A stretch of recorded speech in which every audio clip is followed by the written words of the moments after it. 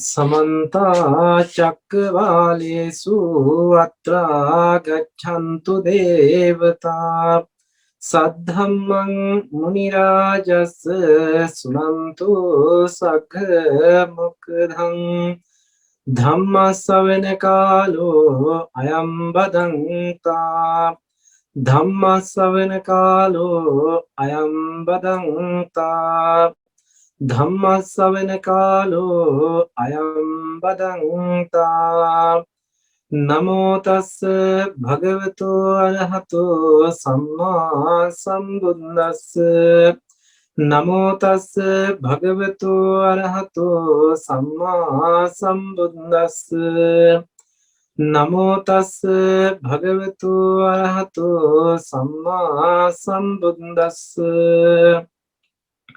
सन्ति भिक्खवे चक्षु विඤ्ඤया रूपा इट्टाकान्ता मनापा पिय रूपं कामोपसंहिता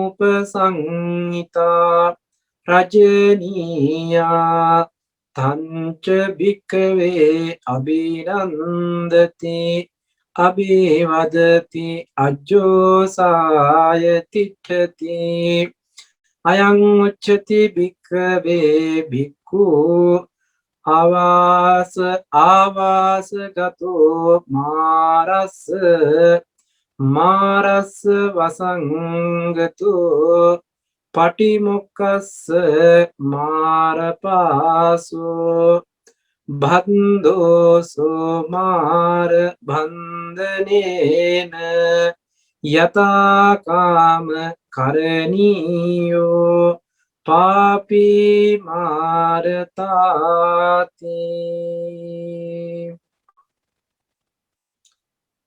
सदा वंदनीय पूजनीय මහා සංඝරත්නයන් අවසරයි ධර්ම ශ්‍රවණාබිලාසී සදැහැති බෞද්ධ පින්වත්නි එංගලන්තයේ ලන්ඩන් නුවර ශ්‍රී සම්බෝධි භාවනා මධ්‍යස්ථානයේ මගින් සිදු කරනු ලබන ධර්ම දේශනා මාලාවේ අද දවසට නියමිත ධර්ම දේශනාවේ පින්බර දායකත්වය දරනු ලබනවා ශාන්තා විජේකෝන් මහත්මිනිය ඇතුළු ඒ පවුලේ පින්වත් පිරිස විශේෂයෙන්ම බලාපොරොත්තු වෙනවා පෙබරවාරි මාසයේ 15 වෙනි දින ඒ උපන්දිනය යෙදුන ඒ ඨාරා දියණියට ආශිර්වාද කරන්නට බලාපොරොත්තු වෙනවා ඒ වගේම ශාන්තා විජේකෝන් ඒ මහත්මිනියටත් ඒ වගේම ඉමාලි ඒ දියණියටත් ඒ වගේම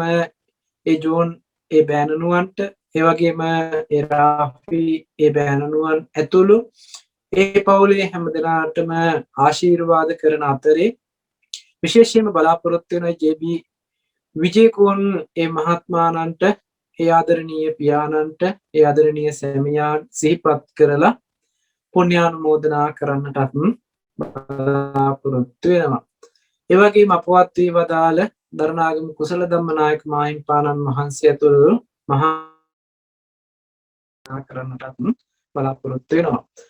අපි දේශනාව අවසානයේදී ඒ පිළිබඳ නැවත වතාවක් ඒ දායකත්වයන් සහ ඒ බලාපොරොත්තු ඒ ආශිර්වාද කිරීම සහ ඒ පුණ්‍ය අනුමෝදනා පිළිබඳව සිහිපත් කරලා දෙන්නට බලාපොරොත්තු වෙනවා. ඉතින් අද දවසේදී මම මාතෘකා තබන්නට යෙදුනේ සංයුක්ත නිකායේ වේදනා සංයුක්තයට අයිති ලෝක කාමගුණ වර්ගයට අයත් වන මාරපාස සූත්‍ර දේශනාවයි.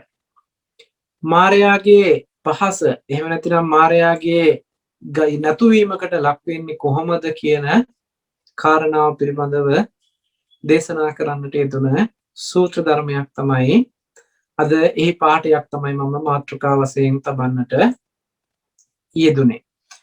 නමුත් මම මාතෘකාවෙන් ඒ මාතෘකා කරන්නට යෙදුන ඒ දහම් කරුණ පැහැදිලි කරලා දෙන්නට පෙර ආතුව ඔබට ඒ පිළිබඳව වඩාත් දැන ගැනීම සඳහා වටපිටා පරිසරයක් පැහැදිලි කරලා දෙන්නට බලාපොරොත්තු වෙනවා.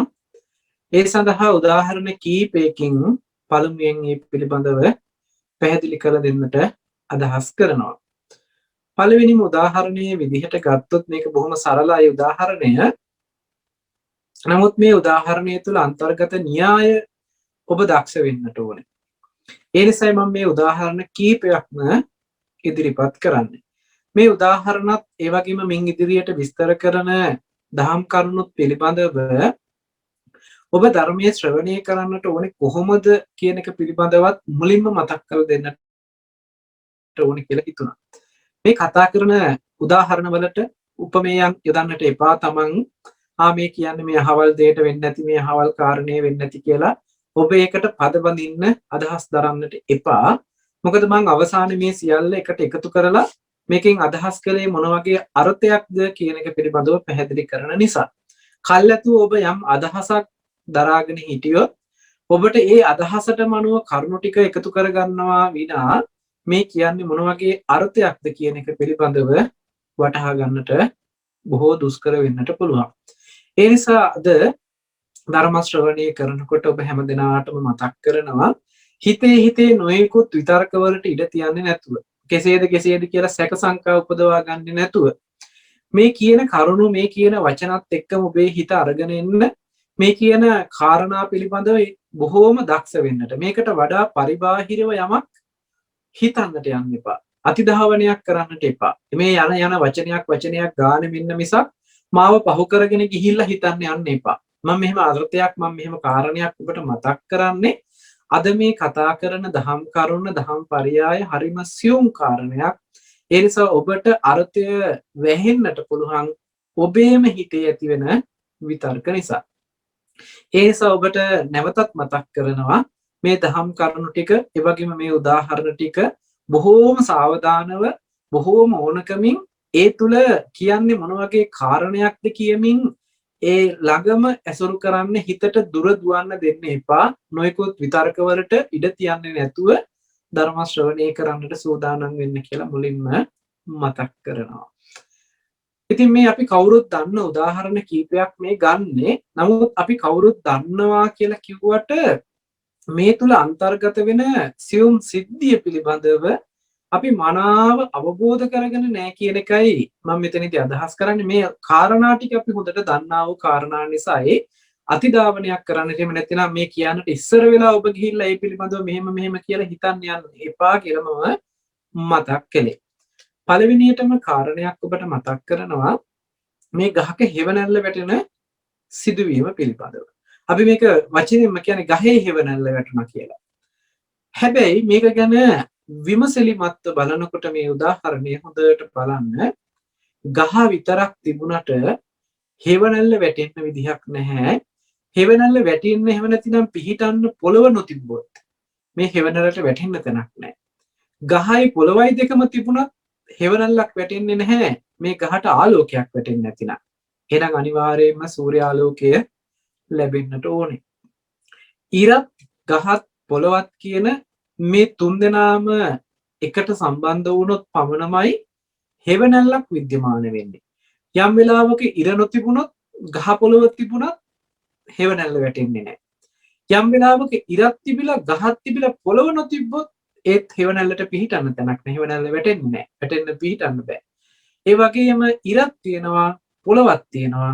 ගහ නැතුව තිබුණොත් ඒත් හෙවණැල්ලක් වැටෙන්න විදිහක් නැහැ. එහෙමනම් මේ හෙවණැල්ල කියලා කියන්නෙම ඉර ගහ පොළව කියන මේ තුන් සාධකයේම එකට එකතු වෙච්ච තැන නිර්මාණය වෙන ඵලයක්. එහෙම නැතිනම් නිර්මාණය වෙන දේ තමයි හෙවණැල්ල කියලා කියන්නේ. එතකොට මෙතනදී අපි හොඳට තේරුම් ගන්න ඕන කාරණය තමයි මේ ඉරයි ගහයි පොළවයි කියන මේ තුන් සාධකයම නොතිබුණේ නම් හෙවණැල්ලක් විද්‍යමාන වෙන්නේ නැහැ වගේම මේ තුන් සාධකයේ එකට යොමු වෙච්ච වෙලාවට හෙවණැල්ල කියන එක විද්‍යමාන වෙනවා. හැබැයි මේකේ තව කාරණයක් තියෙනවා. මම මේ අපි දන්නා වූ කාරණාවට එහා ගිහිල්ලා කියන සිද්ධිය මම මේ කියන්න හදන්නේ. ඉර තිබුණත් ගහ තිබුණත් පොළව තිබුණත් මේ වගේ කිසිම දෝෂයක් නොතිබෙලා ඉරත් හොඳටම පායලා තියෙනවා, ගහත් හොඳටම තියෙනවා, පොළවත් හොඳටම පිහිටලා තියෙනවා. මේ තුන් සාධකේම තිබුණත් හෙවණැල්ල නොවැටී තියෙන අවස්ථාවක් තියෙනවා. ඔබට මේ වෙලාවේ හැටියට ඒ පිළිබඳව කල්පනා කරන්න කාලය ලබා දෙන්න පුළුවන්. නමුත් මම ඔබට පැහැදිලි කරන්නම් මොකද්ද මෙහෙම වෙන්න පුළුවන් සිද්ධිය කියලා. ඉරක් තියෙනවා, ගහක් තියෙනවා, පොළවක් තියෙනවා. හැබැයි හෙවණැල්ල වැටෙන්නේ නැහැ. මේකට හේතුව තමයි අපි නිකන් උදාහරණයකට හිතමු මේ වෙලාව මේ දැන් අද මේ දේශනාව කරන මේ වෙලාව තුල එංගලන්තයට උදේවරුව අපි හිතමු කොන්න දැන් එංගලන්තයට ඉර පායලා තියෙනවා. ගහ තියෙන්නේ මම මේ දේශනා කරන අපි හිතමුකෝ ලංකාවේ තමයි ගහ තියෙන්නේ. හැබැයි මේ වෙනකොට ඕස්ට්‍රේලියාවට රාත්‍රී වෙලා. අපි ඕස්ට්‍රේලියාවේ ඉන්න කෙනෙක් හෙවණැල්ල වැටෙනවද කියලා ඒ පොළව දිහා බලාගෙන හිටියට ඉර එංගලන්තයේ පැත්තට පායලා ගහ ලංකාවේ තිබිලා පොළව ඇමරිකා එහෙම නැත්නම් ඕස්ට්‍රේලියාව පැත්තේ තිබුණොත් මේ හෙවණැල්ල කියන එකක් विद्यमान වෙන්නේ නැහැ. මොකද ඉරක් තියෙනවා, පොළවක් තියෙනවා, ගහක් තියෙනවා. මේ තුන් සාධකයේම තියෙනවා. හැබැයි හෙවණැල්ලක් වැටෙන්නේ නැහැ. එහෙමනම් හෙවණැල්ල නොවැටෙන්න හේතුව තමයි මේ ඉර, ගහ, පොළව කියන තුන් දෙනා එක තැනක හම්බ වුණේ නැහැ. තුන් දෙනා තුන් පොළක තියෙන්නේ. ඉර වෙනම පැත්තක තියෙනවා, ගහ වෙනම පැත්තක තියෙනවා, පොළව තවත් පැත්තක තියෙනවා. මේ තුන් සාධකයේ තුන් පොළක තිබුණට කවමදාකවත් හෙවණැල්ලක් බලාපොරොත්තු වෙන්න පුළුවන් කමක් ලැබෙන්නේ නැහැ. එහෙමනම් හෙවණැල්ලක් ලැබෙනවා නම් ලැබෙන්නම මේ තුන් සාධකයේම එක කෙලින් එක ළඟ එකට හම්බ වෙන්න ඕනේ. ඉරේ ඉඳන් එන ආලෝකයේ ගහ මුණ ගැහෙන්නත් ඕනේ. ගහේ හරහා එන ආලෝකයේ පොළොවට පතිත වෙන්නත් ඕනේ. එතකොට තමයි මේ ගහේ එහෙම නැත්නම් ඉරත් ගහත් පොළවත් නිසා හෙවණැල්ල කියන සිද්ධියක් හම්බ වෙන්නේ. එහෙමනම් මෙන්න මේ පිළිතුර ඔබට පැහැදිලි ඇති කියලා හිතනවා. මම මේක මෙතනින් රඳවලා තියෙනවා මේ අර්ථය මට ඊළඟට දහම් කරුණු විස්තර කරන්නට අවශ්‍ය වෙන නිසා. ඊළඟ කාරණාව තමයි ඔබ ඕන තරම් දැකලා ඇති. අපි හිතමු නිකන් මේක උදාහරණයකට මම ගන්නම්. මාංශ සකස් කරන කර්මාන්ත ශාලාවක් ගත්තොත් එහෙම නැතිනම් ඍදිපිලි නිෂ්පාදනය කරන කර්මාන්ත ශාලාවක් ගත්තොත් මේ කර්මාන්ත ශාලාවක එක දංගලක් වගේ එක පැත්තකින් පටන් ගත්තාම කොටස් ටික එකතු වෙලා ගිහිල්ලා නිෂ්පාදනයේ අවසානයේදී එළියට නිකුත් කරනවා. මේක දංගලක් වගේ කොටස් ටිකක් එකතු කරගෙන ගිහිල්ලා තමයි එළියට නිෂ්පාදනයක් හම්බ වෙන්නේ. අපි නිකන් උදාහරණයකට හිතමු මාංශ නිෂ්පාදනය කරන කර්මාන්ත ශාලාවක් ගත්තාම එක පැත්තකින් සත්තු ඇතුළත් කරනවා. අපි හිතමුකෝ ගවයෝ වෙන්න පුළුවන්, එළුව වෙන්න පුළුවන්, කුකුල්ලු වෙන්න පුළුවන්, ඌරෝ වෙන්න පුළුවන් යම් ආදී සතෙක් මේ කර්මාන්ත ශාලාව එක පැත්තකින් ඇතුල් කරනකොට මේ සතා ඒ දංගල වගේ ඇතුළට ගිහිල්ලා ඒ සුද්ධ වෙලා ඒ කැපිලි කෙට්ලේ ආදී දේවල් සිද්ධ වෙලා අවසානයේ එළියට නිෂ්පාදනීය විදිහට එළියට නිකුත් වෙනවයි කියලා හිතන්නකො ටින් වෙලා මාංශ ටින් වලට සකස් වෙලා එහෙම නැතිනම් පාර්සල් හැදිලා පැක් වෙලා එළියට එනවයි කියලා හිතන්න. මෙන්න මේක මේ පැත්තෙන් ඇතුල් කරනකොට එහා පැත්තෙන් නිෂ්පාදනයක් විදිහට එළියට එනවා ඒ නිපැයුමක් සකස් වෙලා. ඒ වගේම රෙදි පීස් එකක් අරගෙන කපලා ඒ කෑලි වලට කපලා එක එක කේබල් එහෙම නැත්නම් එක එක පේලි වලින් එක එක කොටස් මහලා අන්තිමේ මේ ටික ඔක්කොම එකට එකතු කරලා නිර්මාණය කරනවා ඒ අදාළ ඇඳුම. ඒ ඇඳුම නිෂ්පාදනය කරලා අවසානයේ එළියට දානවා. මේක අනිත් පැත්තට හැරෙවුවොත් බලන්න ඔබට මේ කියන අර්ථය එනවද කියලා. අර පැත්තෙන් මාංශ සකස් කරපු ටින් ටික මැෂින් වලට දාලා ආපහු මැෂින් ටික අනිත් පැත්තට කැරකුවොත් ටින් ටික අනිත් පැත්තට ඇවිල්ලා මැෂින් ටික කැරකිලා අනිත් පැත්තට එනකොට ඒ අවසාන ඵලය ලබා දෙන්න වැය වෙච්ච සත්තු ටික ආපහු නැගිටලා ඇවිදලා යයිද කියලා බලන්න. එහෙම නැතිනම් ඒ සත්තු ටික ආපහු ඒ සත්තු ඒ විදිහටම සකස් කරන්න පුළුවන්ද කියලා බලන්න. නෑ මේක එක පැත්තකට විතරයි. ආපහු වෙන්නේ නෑ. ආපහු ගේන්න බෑ. ඒ කියන්නේ මස් ටික එහෙම නැතිනම් මාංශ ටින් ටික මැෂින් එකකට දාලා අනිත් පැත්තෙන් සත්තු ටිකක් ගන්න පුළුවන් ක්‍රමවේදයක් නැහැ. ඒ වගේම නිෂ්පාදනය කරපු මේ නිවි ඇඳුම මැෂින් එකකට දාලා මෙහා පැත්තෙන් ඉඳන් එහා පැත්තට අරගෙන ගිහිල්ලා ආපහු අර රෙදි පීස් එකක් විදිහට කපන්න ඉස්සර වෙලා තිබුණ තනි රෙද්දක් විදිහට තියෙන මේ නිෂ්පාදනයේ මුලට යන්න බෑ. ඒ කියන්නේ නිෂ්පාදනය කරපු ක්‍රියාවලිය ආපස්සට හරවලා ආපහු තිබ්බ තත්ත්වයට ගේන්න පුළුවන් කමක් නැහැ. ඒ නිසා මේක හොඳට මේ කියන අර්ථය තේරුම් ගන්නට ඕනේ. මේ පැත්තේ මාංශය එහෙම නැතිනම් සතෙක් ඇතුල් කරපු නිසා තමයි එහා පැත්තෙන් මාංශය වෙලා ටින් වලට සකස් වෙලා නිෂ්පාදනයක් විදිහට එළියට එන්නේ. මේ නිෂ්පාදනය කොයිම වෙලාවකවත් ආපහු අර මුල් ආරම්භක අවස්ථාවට පත් කරන්න පුළුවන්කමක් ලැබෙන්නේ නැහැ. මුල් ආරම්භක අවස්ථාවට මේක බහාලන්නත් බෑ. එතෙන්ට අරන් ගිහිල්ලා මේ අහවල් සතා කියලා කියන්නත් බෑ. නමුත් අපි මේ සතාගේ නමින් මේක නම් කරනවා. එහෙම නැත්නම් ඒ සත්තු වර්ගයෙන් නම් කරනවා. එහෙම නැත්නම් අර මුලින් තිබුණ ඇඳුම් වර්ග එහෙම නැත්නම් ඒ අමුරෙද්ද වර්ගයෙන් නම් කරනවා. ඒ කොටන් එහෙම නැත්නම් ඒ විදිහේ ඒ ඇඳුම මේ වගේ වර්ගයෙන් යුක්තයි කියලා. හැබැයි එහෙම නම් කළාට ඒ ඇඳුම ආපහු අර මුල් යථා තත්ත්වයට පත් කරන්න පුළුවන් කමක් ලැබෙන්නේ නැහැ. ඒ වගේම අර ටින් වලට සකස් කරපු මාංශය නැවත මුල් තිබුණ යථා තත්ත්වයට ගේන්න පුළුවන් කමක් ලැබෙන්නේ නැහැ. මේක එක පැත්තකට විතරයි යන්නේ. ආපහු හරවන්න බෑ. මේ කර්මාන්ත ශාලාවල මේ එක පැත්තකට විතරක් යන ක්‍රමවේදයක් තියෙනවා. මෙන්න මේකත් හොඳට තේරුම් ගන්න. මේ පැත්තෙන් එකතු කරන දේවල් අනිත් පැත්තෙන් නිෂ්පාදනයක් විදිහට අපිට ලැබෙනකොට ඒ නිෂ්පාදනීය වෙච්ච ප්‍රතිඵලය ආපහු අනිත් පැත්තට හරවලා ඒකට හේතු වෙච්ච කාරණා ටික නැවත එළියට ගන්නවා කියන සිද්ධියක් කරන්නට පුළුවන් කමක් ලැබෙන්නේ නැහැ. මම මේ සිද්ධිය මේ පරමාර්ථ වශයෙන් කියන සිද්ධියක් නෙමෙයි. සාමාන්‍ය ලෝකේ අපි පෙන්නන සිද්ධියකට උදාහරණයක් පෙන්නන්නයි මම මේ කාරණේ ගත්තේ. මේ කාරණාවත් මට අවසානයේදී අවශ්‍ය වෙනවා මේ දහම් කරුණ පැහැදිලි කිරීම සඳහා. ඊළඟට තවත් ඔබට උදාහරණයක් ගන්නම් මම. ඒ උදාහරණය තමයි අපි කවුරුත් දවසකට වාර කීපයක් තමන්ගේ මූණ බලා ගන්න කණ්ණාඩිය පිළිබඳව. අපි කණ්ණාඩිය ළඟට ගිහිල්ලා මූණ බලනකොට මේ කණ්ණාඩියට වැටිලා තියෙන ඡායාව දිහා තමයි අපි බලන්නේ. මේ කණ්ණාඩියට වැටිච්ච ඡායාව කණ්ණාඩියේ උපවත්භාවය නිසායි. එහෙම නැත්නම් කණ්ණාඩියේ යම් වෙලාවක ඒ තියෙන ඔපේ මැකිලා ගිහිල්ලා එහෙම නැත්නම් උපවත්භාවය paludu වෙලා තියෙනවා නම් එහෙම නැත්නම් ඒ උඩින් මොනවා හරි පුස් වගේ මොනවා හරි ෆංගස් වගේ මොනවා හරි දෙයක් හැදිලා තිබුණොත් ෆේඩ් වෙලා තිබුණොත් මේ කණ්ණාඩිය අපිට මේ කණ්ණාඩිය ඇතුළට වැටෙන ඡායාව පැහැදිලිව බලා ගන්න පුළුවන් කමක් නැහැ. ඒ නිසා අපි මේ කණ්ණාඩිය හොඳට පිහ දාලා නැවත ඔප දාලා ගත්තාම ඔන්න ආපහු හොඳට මේ කණ්ණාඩිය ඇතුළට වැටෙන ඡායාව බලන්න පුළුවන්කම තියෙනවා. එතකොට මේ ඇස් එහෙම නැතිනම් මේ කණ්ණාඩිය ළඟට අපි ගිහිල්ලා හොඳට මේ කණ්ණාඩියට නැඹුරු වෙලා අපි කණ්ණාඩියේ ඡායාව දිහා බලාගෙන අපේ මේ මූණේ තියෙන අඩුපාඩු එහෙම නැතිනම් ඒ ස්වභාවය පිළිබඳව හොඳට විමසලා බලන්න පුළුවන්කම තියෙනවා.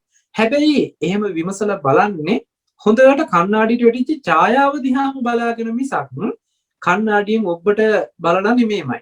කණ්ණාඩිය දිහා බලලා කණ්ණාඩියට වැටිච්ච ඡායාව දිහාමයි අපි හොඳට අවධානය යොමු කරලා තියෙන්නේ. අපි යම් වෙලාවක මූණ බලන්න ඕනකම තියෙනවා නම් අපි යන්නේ කණ්ණාඩිය ළඟට. මොකද කණ්ණාඩිය ළඟට යන්නේ කණ්ණාඩියේ මූණ තියෙන හින්දාද? ඒ කියන්නේ කලින් මූණ අපි බලනකොට ඒ කණ්ණාඩියේ කලින් අපි බලපු මූණ ඉතුරු වෙලා තියෙනවා එතන. ඒ රූපේ වැටිලා තියෙනවා. ඒ නිසා අපිට ගියොත් කණ්ණාඩිය ළඟට ඒ පරණ රූපය අපෝ බලන්න පුළුවන් කියන අදහසින්ද අපි කණ්ණාඩිය ළඟට යන්නේ. නෑ, එහෙම අදහසක් අපි ළඟ ඉතුරු වෙන්නේ නැහැ. මොකද අපි දන්නවා කණ්ණාඩිය ළඟට ගියාමයි කණ්ණාඩියට ඡායාව වැටෙන්නේ. කණ්ණාඩිය ළඟින් එළියට ආපු ගමන්ම කණ්ණාඩිය ඇතුලේ ඡායාව ඉතුරු වෙන්නේ නැහැ. හැබැයි මේ ඡායාව කණ්ණාඩියට වැටුණ ඡායාව නැති කරන්න සඳහා එහෙම නැතිනම් ඒ ඡායාව නැති කරවීම පිණිස එහෙම නැත්නම් ඉතින් අයින් කරන්න අපිට අමතරයෙන් දරන්න වෙහෙසක් අවශ්‍ය නැහැ. ඒ වෙනුවෙන් අපිට විශේෂයෙන් කරන්න කියලා ක්‍රියාවලියක් නැහැ. කණ්ණාඩිය ඉදිරියට ගියාම කණ්ණාඩිය ඇතුලේ ඡායාව වැටෙනවා. කණ්ණාඩිය ළඟින් අයින් වෙනකොටම ඒ ඡායාව නැති වෙලාම යනවා. එහෙම නැතු අපි කණ්ණාඩිය ළඟට ගිහිල්ලා මේ අපි යනකොට ඡායාව ඉතුරු වෙනවා. ඒ ඡායාව අපි මකලා දාන්න ඕනේ. එහෙම නැතිනම් පිහලා දාන්න ඕනේ, හොදලා දාන්න ඕනේ, අතුගාලා දාන්න ඕනේ කියලා මේ කණ්ණාඩිය වැටිච්ච ඡායාව නැති කරන්න අපිට කිසිම දෙයක් කරන්න අවශ්‍ය නැහැ. කරන්න තියෙන එකම දේ තමයි කණ්ණාඩිය ළඟින් අයින් වෙන එක විතරයි. කණ්ණාඩිය ළඟට යන නිසාම කණ්ණාඩිය ළඟට ඡායාව වැටෙනවා. කණ්ණාඩිය ළඟින් අයින් වෙන නිසාමයි කණ්ණාඩියට වැටෙන ඡායාව නැතුව යන්නේ. එහෙමනම් මෙන්න මේ කණ්ණාඩියට වැටෙන ඡායාව පිළිබඳව අපි මේක හොඳට දන්නා වූ කාරණයක්. නමුත් මේ කණ්ණාඩියට වැටෙන ඡායාව වැටීම සඳහා එහෙම නැතිනම් ඡායාව ලබා ගැනීම පිණිස තමයි මේ කණ්ණාඩිය කියන එක හදලා තියෙන්නේ. එහෙම නැතිනම් අපි උදාහරණයකට ගමු. විශාල කළු ගලක් දිහා අපි කළු ගලක් ළඟට ගිහිල්ලා මේ කළුගල් ළඟට ගිහිල්ලා හිටගත්තාම කළුගලේ අපේ රූපේ ඡායාව වැටලා පේන්නේ නැහනේ. මේ කියන්නේ හෙවණැල්ල නෙවෙයි. අර කණ්ණාඩිය වගේ අපිට පේන ඡායාව මට්ටම. මේ කළුගල ළඟ අපිට එහෙම පේන්නේ නැහැ. යම් කෙනෙක් මේ කළුගල හොඳට මටසිලට වෙන විදිහට රැහැලා යම් මැෂින් වලින් කපලා මේ කළුගල හොඳට පොලිෂ් කරලා ගත්තොත් ග්‍රැනයිට් මට්ටමකට එහෙම නැතිනම් ග්‍රැනයිට් එකක් වගේ හොඳට පොලිෂ් කරොත් මේ ග්‍රැනයිට් එකේ එහෙම නැතිනම් මේ හොඳට මැදපු මේ සුමට පෘෂ්ඨය තුල අපිට ඔන්න හොඳට බලන්න පුළුවන් අපේ ආපහු ඡායාව වැටිච්ච බව. කණ්ණාඩියක් ළඟට ගිහිල්ලා බැලුවා වගේම හොඳට බලන්න පුළුවන් අවස්ථාවක් තියෙනවා මේ ග්‍රැනයිට් එකක් ළඟට ගිහිල්ලා බලපුවාම. එහෙම නැතිනම් බිම හොඳට පොලිෂ් කළාම අපිට මේ හොඳට කණ්ණාඩිය වගේ බලන්න පුළුවන්කම තියෙනවා මේ බිම හොඳට පොලිෂ් කළාම. ඒ වගේ යම් ඔපයක් ඇති මට්ටමකට පත් කළොත් යම් දෙයක් හොඳට මැදලා හොඳට මටසිරට කරලා ඔප දමලා ගත්තාම මේ ඔපය තුල අපිට මේ ඡායාව බලා ගන්න පුළුවන්කම තියෙනවා. ඉතින් මෙන්න මේ උදාහරණ තුන හොඳට මතකයේ තබා ගන්න. මොකද ඉදිරියේදී මට මේ උදාහරණ තුන අවශ්‍ය වෙනවා. ඉතින් මේ උදාහරණ තුන මතක් කළා. මම මේ උදාහරණ තුන පැත්තකින් තබලා අද මාතෘකා කරගත්ත දහම් කාරණාවට යොමු වෙන්න. මේ දහම් කාරණාවේදී මතක් කරනවා බුදුරජාණන් වහන්සේ මහණෙනි කියලා ආමන්ත්‍රණය කරලා ඉෂ්ඨකාන්ත මනවඩන ප්‍රිය වූ කාමයන්ගෙන් යුක්ත වූ ඒ කටයුතු වලට එහෙම නැතිනම් ඒ ආශ්‍රිතව කටයුතු වලට මේ ඇසින් දැක යුතු රූප තියෙනවා නම් ඒ මනාප එහෙම නැතිනම් ඒ හිත වඩන ඒ රූපයන් පිළිබඳව සතුට සිතින් පිළිගන්නවා නම් එහෙම නැතිනම් ඒ ගැන ಗುಣ කියා සතුටු වෙනවා නම් ඒ වගේම බැසගෙන ගැලීලා වාසය කරනවා නම් මෙන්න මේක කියනවා මායාගේ ගැනීමකට ගිහිල්ලයි කියලා. මරුවා සමග වාසය කරන්නට ගිහිල්ලා. මරුවගේ නවාතැනට ගිහිල්ලා. ඒ වගේම මල කුඩුවක් තමන්ගේ ගෙලට දාගත්තා කියලා. ඒ කියන්නේ මල පුඩුව කියලා කියන්නේ ඒ කියන්නේ අපි අර යම් උගුල්ලට වන්නේ සත්තු අල්ලන්න අන්න ඒ වගේ මාර්යා විසින් අටවපු උගලකට අපි අහු වෙලා මර පුඩුවක් අපේ ගෙල දාගත්තා වගේ.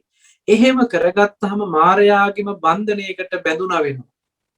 මාර්යාගේම බන්ධනයකට බැඳුන කෙනෙක් විසින් මාර්යාට කැමති දේවල් කරන්න පුළුවන්කම ලැබෙනවා කියලා මෙතනදී මේ සූත්‍ර දේශනාවේ මේ පාඩය තුල පෙන්වන සරල අදහස.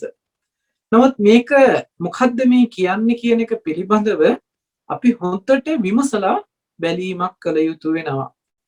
මෙතනදී මේ විමසලා බලනකොට මේ පිළිබඳව අපිට හොඳ තීක්ෂණ නුවණකින් මේ කියන කාරණේ පැහැදිලි කරලා බලන්නට ඕනේ. මේ සඳහා න්‍යාය දර්ශනයක් ඉදිරිපත් කරලා ඊට පස්සේ ඒකට අනුරූපව යථාර්ථයේ සිද්ධ වෙන්නේ මොකක්ද? ඒ යථාර්ථයෙන් නොදකින්න නිසා මායාවේ වසඟයට යන්නේ කොහොමද කියන එක පිළිබඳව ටිකක් සියුම් අර්ථය ඇතිව පැහැදිලි කරන්නයි බලාපොරොත්තු වෙන්නේ.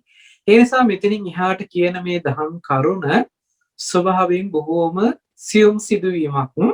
ඒ නිසා සියුම් බව වැඩි නිසා අපේ අවධානයේ සිහිය නුවණ හුත්තට යොමු කරවලා හිතේ වෙන අදහස් වලට ඉඩ තියන්නේ නැතුව හොඳට හිත යොමු කරලා මේ දහම් කරුණු ශ්‍රවණය කරන්න කියලා නැවතත් මම මේ වෙලාවේදී මතක් කරනවා. මොකද මේක අල්ලගන්න එහෙම නැතිනම් මේක ග්‍රහණය කරගන්න අපහසු වුණොත් ටිකක් අමාරු වෙනවා අපිට ඊට පස්සේ ඊතුරු කරුණු ටික පැහැදිලි කරගන්න. මෙතනදී මේ චක්කු විඥාණයෙන් විඤ්ඤාය වෙන එහෙම නැතිනම් චක්කු විඤ්ඤාය වෙන මට්ටමක් කතා කරනවා. ඒ කියන්නේ මේ ඇහැ පිළිබඳ වූ සිදුවීමක් තමයි මේ කියලා තියෙන්නේ. රූපේ එහෙම නැතිනම් එහෙන් දකින රූපය ඉෂ්ඨකාන්ත මනාප ප්‍රිය වූ රූප කාමයේ ඇති කරගන්න පුළුවන් වූ රූප බවට පත් වෙලා ඒ වගේම අභිනන්දනය කරන එහෙම නැතිනම් අභිවදනය කරන අජ්ජෝසායති බැසගෙන කටයුතු කරන්නට පුළුවන්කම ලැබෙන විදිහට මායාගේ භූමියටම පත් වෙලා මායාගේම වසඟයට ගිහිලා තියෙනවා කියන කාරණාව මතක් කරනවා. මේකේ හැබෑවටම සිද්ධ වෙන සිද්ධිය එහෙම නැතිනම් මේ හැබෑවටම සිදුවෙන ධර්මතාවය මුලින් පැහැදිලි කරලා ඉන්නවා. අපිට පේනවා කියන සිද්ධියක සිද්ධ වෙලා තියෙන ධර්මතාවය තමයි ඇහත් රූපයත් චක්කු විඥානයත් කියන මේ තුන්දෙනා එකට එකතු වීම නිසා ස්පර්ශයක් ඇති වෙනවා. මේ ස්පර්ශය නිසා වේදනා සංඥාවක් ඇති වෙලා සංකාර මට්ටමින් විඥානයක් උපද්දවනවා. ඒ නිසා ඇහත් රූපයත් චක්කු විඥානයත් නිසා ස්පර්ශ වෙලා ඒ ස්පර්ශය විසින් වේදනා සංඥා නිර්මාණය කරලා ඒ නිර්මාණය වුණ සංඥාව විඥානය විසින් දැනගන්නා වූ බවට පත් වෙනවා. ඕක තමයි සිද්ධ වෙන සිද්ධිය. හැබැයි මෙතනදී මේ සිද්ධිය අපි හොඳට තේරුම් ගන්න ඕනේ මොකද්ද මේ කියන අර්ථය කියලා. එතනදී ඇහත් රූපයත් චක්කු විඥානියත් කියන මේ තුන්දෙනා එකට එකතු වුණ තැන තමයි ස්පර්ශයක් ඇති වෙන්නේ. මෙන්න මේ අර්ථය පැහැදිලි කරන්න තමයි මම අර ගහේ උපමාව ගත්තේ. ගහේ උපමාවේදී මම මතක් කළේ එංගලන්තයට ඉර පායලා ලංකාවේ ගහ තිබිලා ඕස්ට්‍රේලියාවේ හෙවණැල්ලක් බලාපොරොත්තු වුණාට එහෙම හෙවණැල්ලක් වැටෙන්න සාධකයක් නැහැ. මොකද මේ තුන්දෙනාම එක තැනක මුණ ගැහෙන්නට ඕනේ. එක තැනක මුණ ගැහෙන සිද්ධියක් අපි තේරුම් ගන්නට ඕනේ. එහෙම වුණොත් විතරයි හෙවණැල්ල කියන සිදුවීම එහෙම නැත්නම් හෙවණැල්ල කියන ඵලයේ බලාපොරොත්තු වෙන්න පුළුවන්කම තියෙන්නේ. ඇහත් රූපයත් චක්කු විඥානයත් කියන මේ තුන්දෙනා නිසා ඇතිවන ස්පර්ශය හරියට අර හෙවණැල්ල වගේ. මෙතනදි හොඳට අර්ථ ගන්න ඕනේ මෙතන ගහේ හෙවණ එහෙම නැත්නම් ගහත් ඒ කියන්නේ ඉරත් ගහත් පොළවත් නිසා ඇතිවන හෙවණැල්ල වගේ කියලා හෙවණැල්ල උපමා කරේ මෙන්න මේ ඇතිවෙන ස්පර්ශය පැහැදිලි කරන්න. එතනදී ඉරත් ගහත් පොළවත් කියලා සඳහන් කළේ මේ ඇහත් රූපයත් චක්කු විඥානයත් කියන සිද්ධි තුන පැහැදිලි කරන්න. එතකොට මෙතනදී කොහොමද මේ ඇහැ රූප චක්කු විඥාන කියන තුන්දෙනා එක තැනක හම්බ වෙන්නේ? අපි අද වර්තමානයේදී මේ ගන්න අර්ථයේ පොඩි වෙනසක් තියෙනවා. ඇහැ කියලා මේ පැත්තට අත දික් කරනවා. ඇහැට පේන රූපේ කියලා මේ පැත්තට අත දික් කරනවා. ඇහත් රූපයත් එතෙන්ට යොමු වෙන චක්කු විඥානයත් කියලා තමයි අපි කතා කරන්නේ. ඇහැ රූප චක්කු විඥානය කියලා මේ දෙන්න එකතු කරන්නේ චක්කු විඥානය කියලා තමයි ගන්න. එතකොට ස්පර්ශය බැහැර වෙච්ච ස්පර්ශයක් වෙනවා. නමුත් මේකේ දෝෂයක් තියෙනවා. මෙතන ගන්න අර්ථයන් වල පුංචි පටලවිල්ලක් තියෙනවා. ඒ පටලවිල්ල ලියන්න තමයි මම අර කණ්ණාඩිය පිළිබඳව කතා කරපු උපමාව ගත්තේ. එතකොට අපි කණ්ණාඩියේ ඉස්සරහට ගිහිල්ලා කණ්ණාඩිය දිහා බලපුවාම කණ්ණාඩියට වැටිලා තියෙන ඡායාවම අපිට පේනවා මිසක් කණ්ණාඩියෙන් ඔබ්බේ වූ දෙයක් අපි බලලා නැහැ කණ්ණාඩිය ඇතුලේ.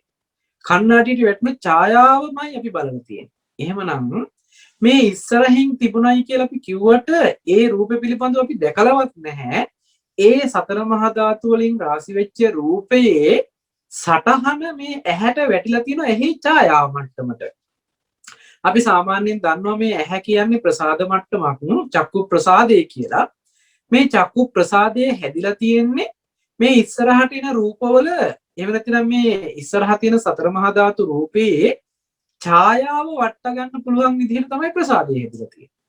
ඒකට චක්කු ප්‍රසාදය කියලා කියනවා. මේකේ කෘත්‍ය තමයි හරියට කණ්ණාඩියේ ඒ මූණ බලන්න පුළුවන්කම ලැබෙන. එහෙම නැතිනම් ඒකට ඡායාවක් වැටෙන විදිහට මේ කණ්ණාඩිය උපවත් වෙලා තියෙන්නේ. එහෙම නැතිනම් ඒ කණ්ණාඩිය තුල ඡායාව වැටෙන්න පුළුවන් වෙන විදිහට රසදිය ආලේප කරලා ඒක තුල අර වැටෙන ඡායාව පතිත වෙන්න පුළුවන් පරිසරය හදලා තියෙනවා. අන්න ඒ වගේම සිද්ධියක් මේ ඇහැ කියලා කියන්නේ. ඇස් ඉදිරි පිටට එන ඕනෑම රූපයක ඒ සතර මහා ධාතු රාශි වෙලා තියෙන හැඩයට අදාළ වෙන විදිහට ඡායා මාත්‍රයක් මේ ඇහැ ඇතුළට වැටෙන්න ප්‍රතිබිම්බයක් විදිහට එහෙම නැතිනම් ඡායාවක් විදිහට වැටෙන විදිහට තමයි මේ ඇහි ප්‍රසාදය හැදිලා තියෙන්නේ. මොකද මේ බහැර රූප තිබ්බ පමණකින් මේ ඡායාව වැටෙන්නේ නැහැ. මේ ඇහැට ඡායාව වැටෙන්න නම් ආලෝකයේ තිබිය යුතුම වෙනවා. ආලෝකයේ මේ බහැර තියෙන රූපයකට වැටිලා එයින් එන ආලෝක පරාවර්තනය තමයි මේ ඇහැ ඇතුළට වැටෙන ඡායා මට්ටම කියලා කියන්නේ. එතකොට ඇහැ කියලා කියන්නේ මෙන්න මේ වැටෙන ප්‍රසාදය. එහෙම නැත්නම් සකස් කරන උපය තමයි චක්කු ප්‍රසාදය කියලා කියන්නේ. මෙන්න මේ චක්කු ප්‍රසාදයට වැටුන ඡායාව තමයි රූපය කියලා කියන්නේ. සතර මහා ධාතු වලින් සකස් වෙලා උපනංවපු එහෙම නැතිනම් උපාදාය මට්ටමටපත් කරපු රූපය තමයි මේ ඇහැට වැටුණ වර්ණ රූපේ. සතර මහා ධාතු නොතිබුණේ නම් මෙහෙම වර්ණ රූපයක් වැටෙන්නේ නැහැ. නමුත් අපිට පේන්නේ හැම වෙලේම මේ ඇහැට වැටුණ වර්ණ රූපය. ඒකයි ඇහැත් රූපයක් කියලා කියනකොටම ඇහැට පෙනිලා තියෙන වර්ණ රූපයක් විතරමයි. අර ආලෝකයේ විසින් මේ ඇහැට පතිත කරපු ඇහි ප්‍රසාදයට පතිත කරවපු ඒ ඡායාව විතරමයි මේ ඇහැට හම්බ වෙලා තියෙන්නේ. එතකොට ඔන්න ඇහැට වැටෙන ඡායාව කියන රූපෙත් මේ දෙක එකට එක ළඟ හම්බෙලා තියෙන. ඇහෙදිමයි හම්බ වෙන්නේ. කණ්ණාඩියට වැටෙන ඡායාවත් කියන මේ දෙකම කණ්ණාඩිය ළඟ තියෙන්නේ. අපි හිත යොමු කරන්නේ කණ්ණාඩියටනේ. අපි රූප බලන්න කියලා හිත යොමු කරලා තියෙන්නේ කණ්ණාඩිය පැත්තට. හිත යොමු කරන්නේ කණ්ණාඩියට. කණ්ණාඩිය කියලා කියන්නේ ඔබවත් වෙලා තියෙන තැන. ඡායාව වැටලා තියෙන්නේ කණ්ණාඩියටමයි. එතකොට ඔන්න දැන් තුන් දෙනාම මේ එක ළඟ එකතු වෙලා තියෙනවා. ඒ වගේ ඇහැට වැටුණ ඡායාවත් එතෙන්ට යොමු කරපු චක්කු විඥානය කියන මේ තුන් දෙනාම මේ ඇහැ ළඟදී මුණ ගැහෙනවා. මේ තුන් දෙනාම එකම තැනකදී මුණ ගැහෙන කොටයි ඵලයක් හැදෙන්නේ ස්පර්ශය කියලා. ඒකයි තින්නම් සංගති පස්සෝ කියලා කියන්නේ මේ තුන් දෙනාගේ එකතු වීම ස්පර්ශයයි කියලා. අපි මේක දැක්කොත් ඇහැ මේ පැත්තේ රූපේ මේ පැත්තේ චක්කු විඥානේ තවත් කොයි පැත්තක හරි තියෙනවා කියලා ගත්තොත් මම අර කිව්ව උදාහරණේ වගේ ඉර පායලා තියෙනවා එංගලන්තයට, ගහ තියෙනවා ලංකාවේ, ඕස්ට්‍රේලියාවට වෙලා හෙවණැල්ල වැටෙනකම් බලන් හිටියට මේක කවදාකවත් සිද්ධ වෙන සිද්ධියක් නෙමෙයි. තුන් පොලක මේ කාරණා තුන තියාගෙන කවදාක්වත් හෙවණැල්ලක් ප්‍රාර්ථනා කරන්න බෑ, හෙවණැල්ලක් ලැබෙන්නේ නැහැ. ඒ වගේ ඇහැ මේ පැත්තේ තියාගෙන රූපය හරි ගොඩාක් ඈත කෙලවරේ රූපේ තියාගෙන අපි ඈත පේනවා කියලා ගොඩාක් ඈත පේනවා කියලා කතා කරනවානේ. ඒ තියෙන රූපයක් දැක්කේ කියලා. එච්චරකට එහා ඈත තියෙන රූපෙකුයි මෙහා පැත්තේ කෙලවරේ තියෙන මේ ඇහැයි ඒ දෙක සම්බන්ධ කරන්න විඥානයක් තව කොහෙන් හරි සම්බන්ධ කරලා මේ තුන් දෙනා එකතු වෙච්ච නිසා ස්පර්ශයක් වෙනවා කියලා කිව්වොත් හරියට එංගලන්තේ ඉරපායලා ලංකාවේ තියෙන ගහේ හෙවණැල්ලක් ඕස්ට්‍රේලියාවට වැටෙනවා කියලා කිව්වොත් ඒක හරි වෙන්න ඕනේ. ඒක නිවැරදි වෙන්න ඕනේ. එමනම් අපි දන්නවා මේ න්‍යාය වැරදි කියලා. ඒ ක්‍රමයේ දෝෂයක් තියෙනවා කියලා. හැබැයි මේ තුන් දෙනාම එකට එකතු වෙන තැනක් අපිට හම්බ වුණා. අන්නේ එකතු වෙන තැනේදී හෙවණැල්ල කියන එක බලන්න පුළුවන්කම තියෙයි. ඒ වගේ ඇහැ රූප චක්කු විඥාන කියන මේ තුන් දෙනාම එකට එකතු වෙන තැනක් අපිට හම්බ වෙන්න ඕනේ. ඒ හම්බ වෙන න්‍යාය තමයි මේ බුදුරජාණන් වහන්සේ පෙන්වන්නේ. ඇහත් රූපයත් චක්කු විඥානයත් කියපුවාම අපි දක්ෂ වෙන්න ඕනේ මේ රූපේ කියලා කියන්නේ මොකටද? ඇහැ කියලා කියන්නේ කොතෙන්ටද? චක්කු විඥානය කියන්නේ මොකකටද කියන එක. ඇහැ කියලා කතා කළේ මේ මාංශ චක්සුසේ තුල තියෙන ප්‍රසාදයක් ඇතිවීම පිණිස අර උපය ඇතිවීම පිණිස සකස් වෙච්ච චක්කු ප්‍රසාදය. ඔක ප්‍රසාදේ කියන මට්ටම ඔබට ඕනනම් කණ්ණාඩිය වගේම මේ ප්‍රසාදේ මට්ටම මේ ඇහෙත් තියෙනවා කියන එක දැනගන්නට ඔබට අවස්ථාව තියෙනවා. මම ඒකට ප්‍රායෝගිකව කියන්නම්. කණ්ණාඩිය ළඟට ගියපුවාම කණ්ණාඩියේ ඡායාව වැටිලා අපිට රූපේ පේනවා වගේ මේ ඇස් ගාවට පොඩ්ඩක් එහෙම නැතිනම් මේ මාංශ චක්සුසේ ළඟට ඔබ පොඩ්ඩක් කිට්ටු වෙලා බලන්න තව කෙනෙකුගේ හෝ තමන්ගේ කණ්ණාඩි ළඟින් හෝ මේක දකින්න පුළුවන්. කෙනෙකුගේ ඇස් ළඟට පොඩ්ඩක් කිට්ටු වෙලා බලන්න ඒ ඇහි තමන්ගේ ඡායාව වැටෙනවා පේනවා. කණ්ණාඩිය ළඟට ගිහිල්ලා බලපුවාම ඡායාව කණ්ණාඩියේ වැටුණා වගේ මේ ඇහැ ළඟටත් බලපුවාම අපේම රූපේ අපිට මේ ඡායාවක් විදිහට මේ ඇහි පේන මට්ටමක් තියෙනවා. ඒ තමයි මේ ප්‍රසාද මට්ටම. මේක කවදාක්වත් මේ අපි මේකත් මේ නම් කරලා තියෙන්නේ අපි අඳුනා ගැනීමේ පහසුවට. නමුත් මේ කියන ප්‍රසාද මට්ටමට වැටෙන ඡායාවත් ප්‍රසාද මට්ටම. ඒ කියන්නේ ප්‍රසාදේ කියන්නේ චක්කු වැටෙන ඡායාව රූප වර්ණ රූපය එතෙන්ට යොමු කරන හිතින් තමයි මේ තුන්දෙනා එකට එකතු කරන්නේ. මේ තුන්දෙනා එකට එකතු වෙච්චාම ලැබෙන ඵලය තමයි ස්පර්ශය කියලා කියන්නේ. ඇහත් රූපයත් චක්කු විඥානයත් කියන මේ තුන්දෙනා නිසා තුන්දෙනාගේ ස්පර්ශ තුන්දෙනාගේ එකතු වීම නිසා ලැබෙන ඵලය තමයි ස්පර්ශය කියන්නේ. එතකොට මේ ලැබෙන ස්පර්ශය මේ ඇහැට අයිති කියලා කිව්වොත් හරි රූපෙට අයිති කියලා කිව්වොත් හරි එහෙම නැත්නම් චක්කු විඥාණයට අයිති කියලා කිව්වොත් හරි මේ උත්තර තුනම වැරදි. ඒකට හේතුව මම පෙන්වන්න තමයි අර කර්මාන්ත ශාලාවක කතාව ගත්තේ. මේ පැත්තෙන් යමක් ඇතුළට ඇතුල් කළොත් ඒක ආපුව මේ පැත්තෙන් එළියට දැම්මොත් ඒ නිෂ්පාදනය කරපු දේම එළියට එනවද? එහෙම නැතිනම් මේ පැත්තෙන් ඒ සත්තු ටික ඇතුල් කරලා අනිත් පැත්තෙන් මාංශයේ ටින් වලට ඇහුරලා ටින් ටික එළියට එනවා නම් මේ පැත්තෙන් ආපුව ටින් ටික මැෂින් වලට ඇතුල් කළොත් මැෂින් ටික අනිත් පැත්තට වැඩ කරන්න හදලා ඉවර වෙලා එහා පැත්තෙන් සත්තු ටික නැගිටලා යනවා වගේ කියන සිද්ධියක් බලාපොරොත්තු වෙන්න පුළුවන්. එහෙම සිද්ධියක් විද්‍යමාන වෙන්නේ නැහැ. එහෙමනම් ඇහැ රූප චක්කු විඥාන කියන මේ තුන් දෙනා නිසා ඇතිවන ස්පර්ශය ආපහු ස්පර්ශයේ පැත්තෙන් අනිත් පැත්තට හරවලා ස්පර්ශය තල්ලු කළොත් ඇහැ රූප චක්කු විඥාන කියන තුන් දෙනෙක් එළියට එයිද? එහෙම හම්බ වෙන්න හේතු නැහැ. මොකද හේතු නිසා හටගන්න ඵලය කොයිම වෙලාවකවත් නැවත හේතු නිර්මාණය කරන්න බෑ. ඒ කියන්නේ ආපහු මුල් හේතුව නිර්මාණය කරන්න බෑ. මොකද හේතු ටික වැය වෙලාමයි ඵලය නිෂ්පාදනය කරලා තියෙන්නේ. ඵලයක් නිර්මාණය වෙන්නේ. ඇහැ රූප චක්කු විඥාන කියන මේ තුන් දෙනාම වැය වෙලා ඉවරයි. තුන් දෙනාගේ ක්‍රියාවලිය වැය වෙලා ඉවරයි ස්පර්ශය කියන ඵලය ලබා දෙන්න. ඒ නිසා මේ ස්පර්ශය ආපහු ඇහැටයි tie කිව්වොත් හරි රූපෙටයි tie කිව්වොත් හරි එහෙම නැතිනම් චක්කු විඥාණයටයි tie කියලා කිව්වොත් හරි මේක වැරදි. අර වැටෙන හෙවණැල්ල ගහටයි tie කිව්වොත් හරි පොළොවටයි tie කියලා කිව්වත් එහෙම නැතිනම් ඉරටයි tie කියලා කිව්වත් මේ උත්තර තුනම වැරදි.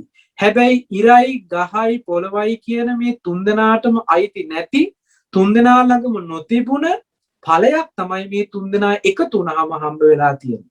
ඒ හම්බ වෙච්ච ඵලයට කියනවා හෙවණැල්ල කියලා. හැබැයි මේ හෙවණැල්ල කොයිම වෙලාවකවත් ඉරට අයිතිත් නැහැ, පොළොවට අයිතිත් නැහැ, ගහට අයිතිත් නැහැ. හැබැයි මේ තුන්දෙනාට අයිති නොවුනට මේ තුන්දෙනා නැතුව පවතින එකකුත් නෙමෙයි. ඒකයි මේ හේතුඵල ධර්මයේ තියෙන විශේෂත්වය. හේතු නිසා ඵලය හට ගන්නවා. හැබැයි ඵලය තුල හේතු දකින්න බෑ. ඵලය තුල හේතු තියෙන්න බෑ. ඵලය තුල අර මුල් හේතු ටික ඒ හේතුවෙන්ම හැදිච්ච ඵලයක් මිස ඒ ඵලය නැවත හේතු වලට බහාලන්න බෑ. මේක මේ ගහේ හෙවණැල්ල කියලා හෙවණැල්ල ගහට අයිති කළොත් ඒත් වැරදි. මේ හෙවණැල්ල ඉර නිසානේ එහෙනම් ඉරට අයිති කියලා ඉරට අයිති කළොත් ඒත් වැරදි. මේ හෙවණැල්ල පොළොවේනේ තිබුණේ එහෙනම් මේක හෙවණැල්ල අයිති පොළොවට කියලා කිව්වොත් ඒත් වැරදි. මොකද පොළොව විතරක් තිබුණාට හෙවණැල්ල හම්බ වෙන්නේත් නැහැ. ගහ විතරක් තිබුණාට හෙවණැල්ල හම්බ වෙන්නේත් නැහැ. ඉර විතරක් තිබුණාට හෙවණැල්ල හම්බ වෙන්නේ නැහැ. මේ තුන්දෙනාම එකට එකතු වෙන්නත් ඕන. තුන්දෙනා තුන් පොළක හිටියට හෙවණැල්ල හම්බ වෙන්නේත් නැහැ. මේ තුන්දෙනා එක කෙලින් එක පෙළට හම්බ වුණාම තමයි හෙවණැල්ල කියන එක विद्यमान වෙන්නේ. එහෙනම් ඇහත් රූපයත් චක්කු විඥානයත් කියන මේ තුන්දෙනාම එකට එක තැනක මුණ ගැහෙනවා නම් ඇහත් රූපයත් චක්කු විඥානයත් කියපු ගමන්ම ඔබ අර්ථ ගන්න මේ අද මතක් කරපු අර්ථය. ඇහැ කියලා කිව්වහම මේ අර කණ්ණාඩියේ උපවත්භාවයේ වගේ මේ ප්‍රසාද චක්ෂුසේ ප්‍රසාදයේ ඒ ප්‍රසාදයටම වැටුණ ඡායාව තමයි රූපය කියලා කියන්නේ. ඇහැට හම්බ වුණ රූපේ ඒක. ඇහත් රූපයත් එතෙන්ට යොමු කරවපු හිත. එතකොට මේ තුන් දෙනාම එක තැනකදී හම්බ වෙන්නේ. රූපේ සතර මහා ධාතු රූපේ හෙවණැල්ල ගෙන්න ගන්නවා ඇහැ ළඟට. එහෙම නැත්නම් හෙවණැල්ල වැටෙන්නේ ඇහැට. එහෙම නැත්නම් ප්‍රසාදයට. එතකොට ප්‍රසාදයක් තියෙන්න ඕනේ. එතනට වැටිච්ච හෙවණැල්ල තියෙන්නත් ඕනේ. ඒ විතරක් නෙමෙයි එතෙන්ට යොමු කරපු හිතක් තියෙන්නත් ඕනේ. සවිඥානික වෙන්න ඕනේ මේ ක්‍රියාවලිය. එතෙන්ට යොමු කරපු හිතක් තියෙනකොට මේ තුන්දෙනාගේම එකතුව තුන්දෙනාම එකට එකතු වෙන තැන ස්පර්ශය කියන සිද්ධියක් හම්බ වෙනවා. යම් වෙලාවක ස්පර්ශයක් ඇති වෙනවා නම් ඒ ස්පර්ශය නිසා වේදනාවක් සංඥාවක් උපද්දවනවා. එතකොට ස්පර්ශයේ හේතු වෙලා තමයි වේදනා සංඥා දෙක උපදින්නේ. එතකොට වේදනාවයි සංඥාවයි ස්පර්ශයටයි tie කියලා ස්පර්ශයට බහලා වුවොත් ඒත් වැරදි උත්තරේ. මොකද ස්පර්ශය නිසා හැදිච්ච එකක ඵලයක් නම් වේදනාව සංඥාව කියලා කියන්නේ වේදනාව සංඥාව නැවත ස්පර්ශයට බහලන්න බෑ.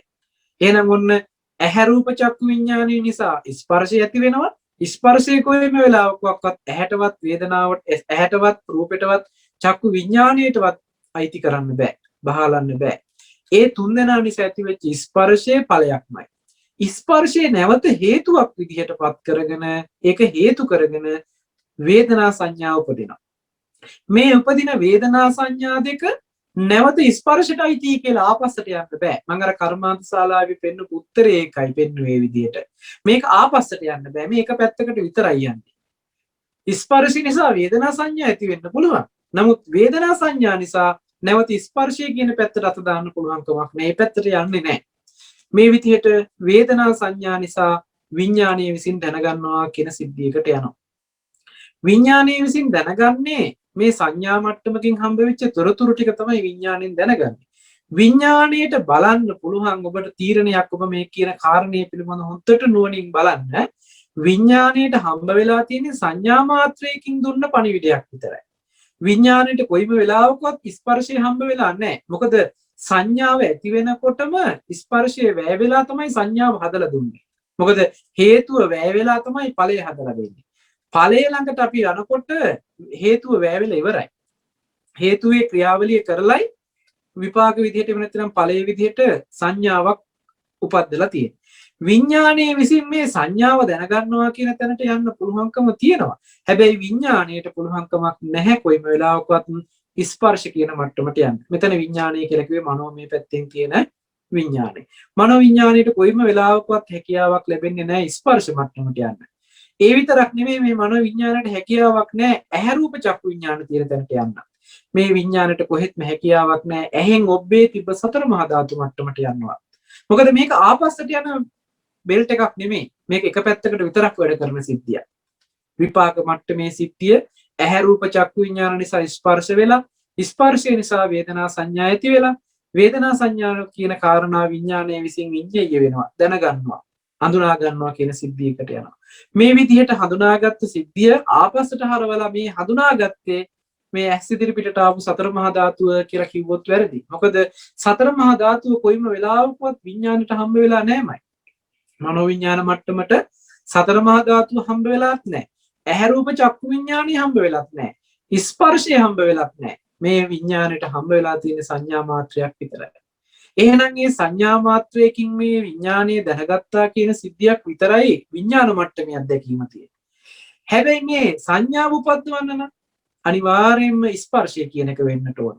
ස්පර්ශය ඇති වෙන්නට නම් ඇහැ රූප චක්කු විඥානය කියන තුන්දෙනා එකතු වෙන්නට ඕන. මේ තුන්දෙනා එකතු නොවුනේ නම් ස්පර්ශයක් වෙන්නේ නැහැ. ස්පර්ශයක් නොවුනේ නම් වේදනා සංඥාවක් උපදින්නේ නැහැ. සංඥාවක් නොඋපදුනා නම් විඥානයක් උපදින්නේ නැහැ. හඳුනා ගැනීමක් වෙන්නේ නැහැ. එහෙමනම් ඔන්න හේතු නිසා හට ගන්නවා හේතු නැති වෙනකොට නැති වෙනවා කියන සිද්ධියක් මෙතන තියෙනවා.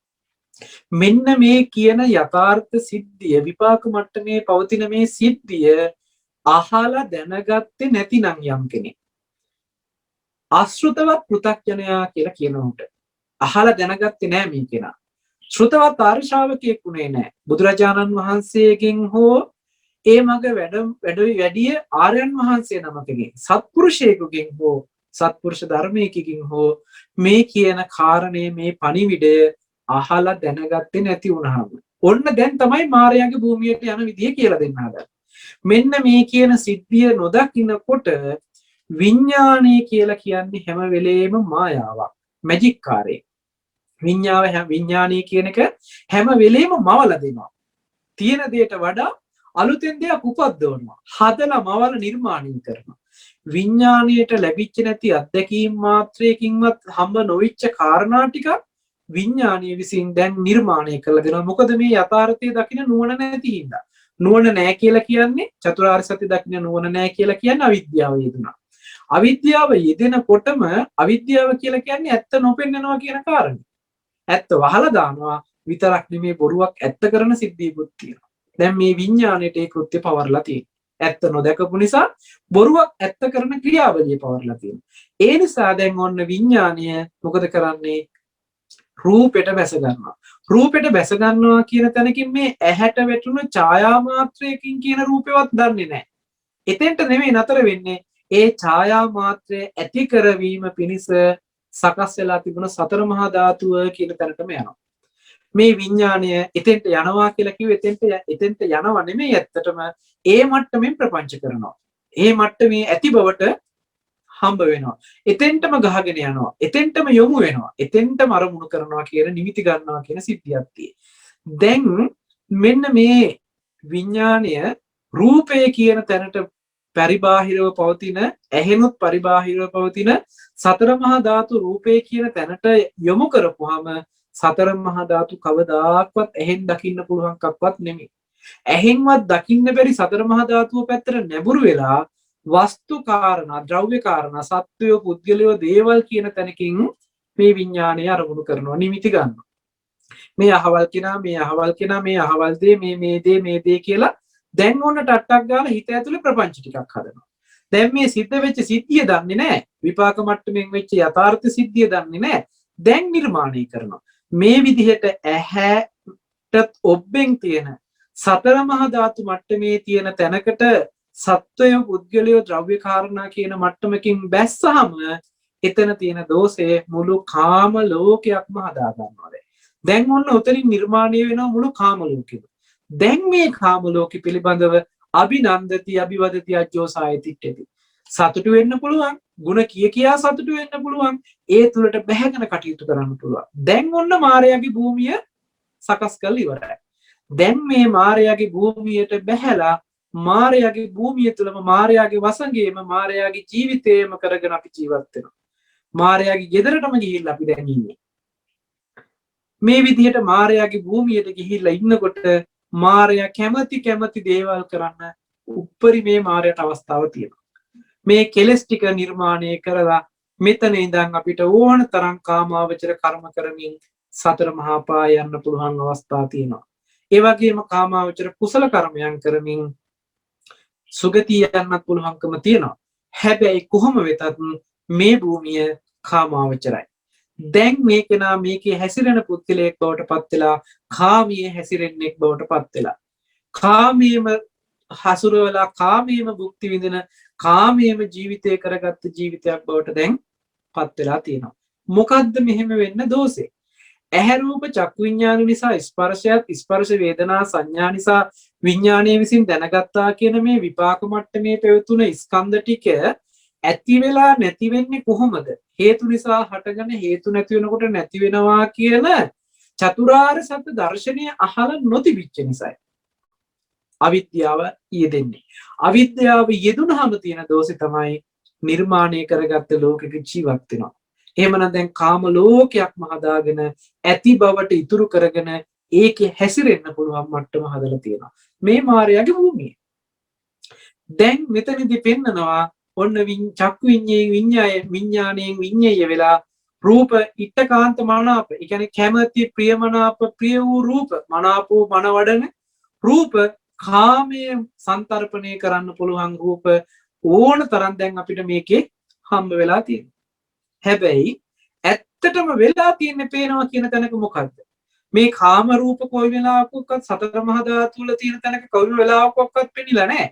පෙනිලා තියෙන්නේ ඇහැට වැටුණ ඡායාවක, ඒ ඡායාවකට හිත යොමු කරපු නිසා ස්පර්ශයක් වෙලා ඒ ස්පර්ශය වේදනා සංඥාවක් බවට පත් වෙලා ඒ සංඥා විඥානයේ විසින් හඳුනාගත් එකක් තමයි හැබෑවටම සිද්ධ වෙච්ච සිද්ධිය. එහෙම සිද්ධියක් වෙන තැනක මේ වෙච්ච සිද්ධිය නොදකින්නකම නිසා මේ විඥානයේ විසින් නිර්මාණය කළ දෙනවා, නිමිති හදලා දෙනවා, ප්‍රපංච කරලා කර්ම හදලා දෙනවා. මේ සත්වය, පුද්ගලයෝ, ද්‍රව්‍ය කාරණා තියෙන බවට ඇති බවටම හම්බ වෙලා තියෙනවා. ඒ පැත්තට නැඹුරු වෙච්ච නිසා. ඒ පැත්තට නැඹුරු වීමම තණ්හාව. ඒක අල්ලා ගැනීම උපාදාන මට්ටමටපත් වෙනවා. අල්ලාගත්තට පස්සේ ඒක තුල ඇති බවට ඉතුරු වෙනවා, භවයක්ම හදනවා. දැන් භවය හැදුවා නම් ඒ ජාති ජරා ව්‍යාධි මරණ කියන දුක් ටික විඳින්න සිද්ධ වෙනවාමයි.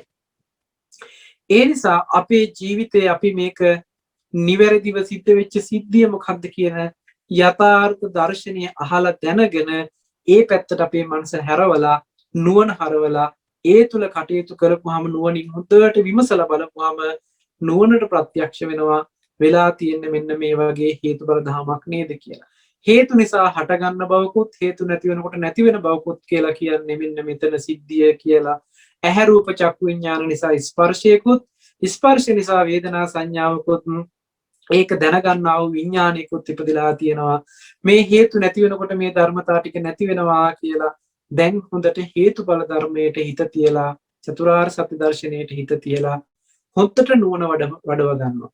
දැන් නුවණින් යුක්තව කටයුතු කරනකොට මේ කෙනාගේ නුවණට හොඳටම සාක්ෂාත් වෙන කාරණයක් තමයි කොයිම වෙලාවකවත් සතර මහා ධාතු රූපය ඇහැට හම්බ වෙලාම නැහැ. ඇහැට කවමදාකවත් සතර මහා ධාතු රූපේ බලන්න බෑ. සතර මහා ධාතු රූපේ රාශි වෙලා තිබුණ ඒ හැඩය තමයි ඇහැට වැටුණ ඡායාව. ඇහැට වැටුණ ඡායා මාත්‍රය විතරයි ඇහැට හම්බ වෙලා තියෙන්නේ. මේ ඇහැට වැටුණ ඡායා මාත්‍රය එහෙම නැතිනම් චක්කු ප්‍රසාදයට වැටුණ ඡායා මාත්‍රයට හිතත් යොමු කරපුවාම මේ තුන්දෙනාම නිසා මේ තුන්දෙනාටම අයිති නැති මේ තුන්දෙනාම නොවන අලුත් ධර්මතාවයක් උපදිනවා. ඒකට කියනවා ස්පර්ශය කියලා. මේ ස්පර්ශය ඇහැවත් රූපේවත් චක්කු විඥානේවත් වෙන්නේ නැහැ. මේ තුන්දෙනාටම අයිති නැහැ. මේ තුන්දෙනාගේම ගති ලක්ෂණ වලින් වෙනස්. නමුත් මේ තුන්දෙනාම නැතුව උපදින එකකුත් නෙමෙයි. තුන්දෙනා එකට එකතු වෙච්චාම උපදින ඵලයක්. එහෙම උපදින ස්පර්ශය නිසායි වේදනා සංඥාවක් ඇති වෙලා විඥාණයට හඳුනා ගන්න පුළුවන්කම ලැබෙන්නේ. ඉතින් මෙන්න මේ වෙච්ච සිද්ධියට හුදට හිත තිබ්බහම නුවණ තිබ්බහම මේ අපිට කොයිම වෙලාවකවත් මේ ඇහැට වැටෙන ඡායා මාත්‍රය තුල කාම වස්තු තියනවද? පරිහරණය කරන්න පුළුවන් සත්වයේ පුද්ගලයේ වස්තු කාරණා ටිකක් තියනවද මේ ඇස් මට්ටමට වැටෙන ඡායාවේ? ඔබ මේක උදාහරණයක් ගන්න මම මුලින් කිව්ව උදාහරණේ කණ්ණාඩිය ඇතුළට වැටුණ ඡායාවක් තියෙනවා නම් මේ ඡායාවත් එක්ක අපිට මොනවද කරන්න පුළුවන්? ගනුදෙනු බලන්න විතරමයි පුළුවන්.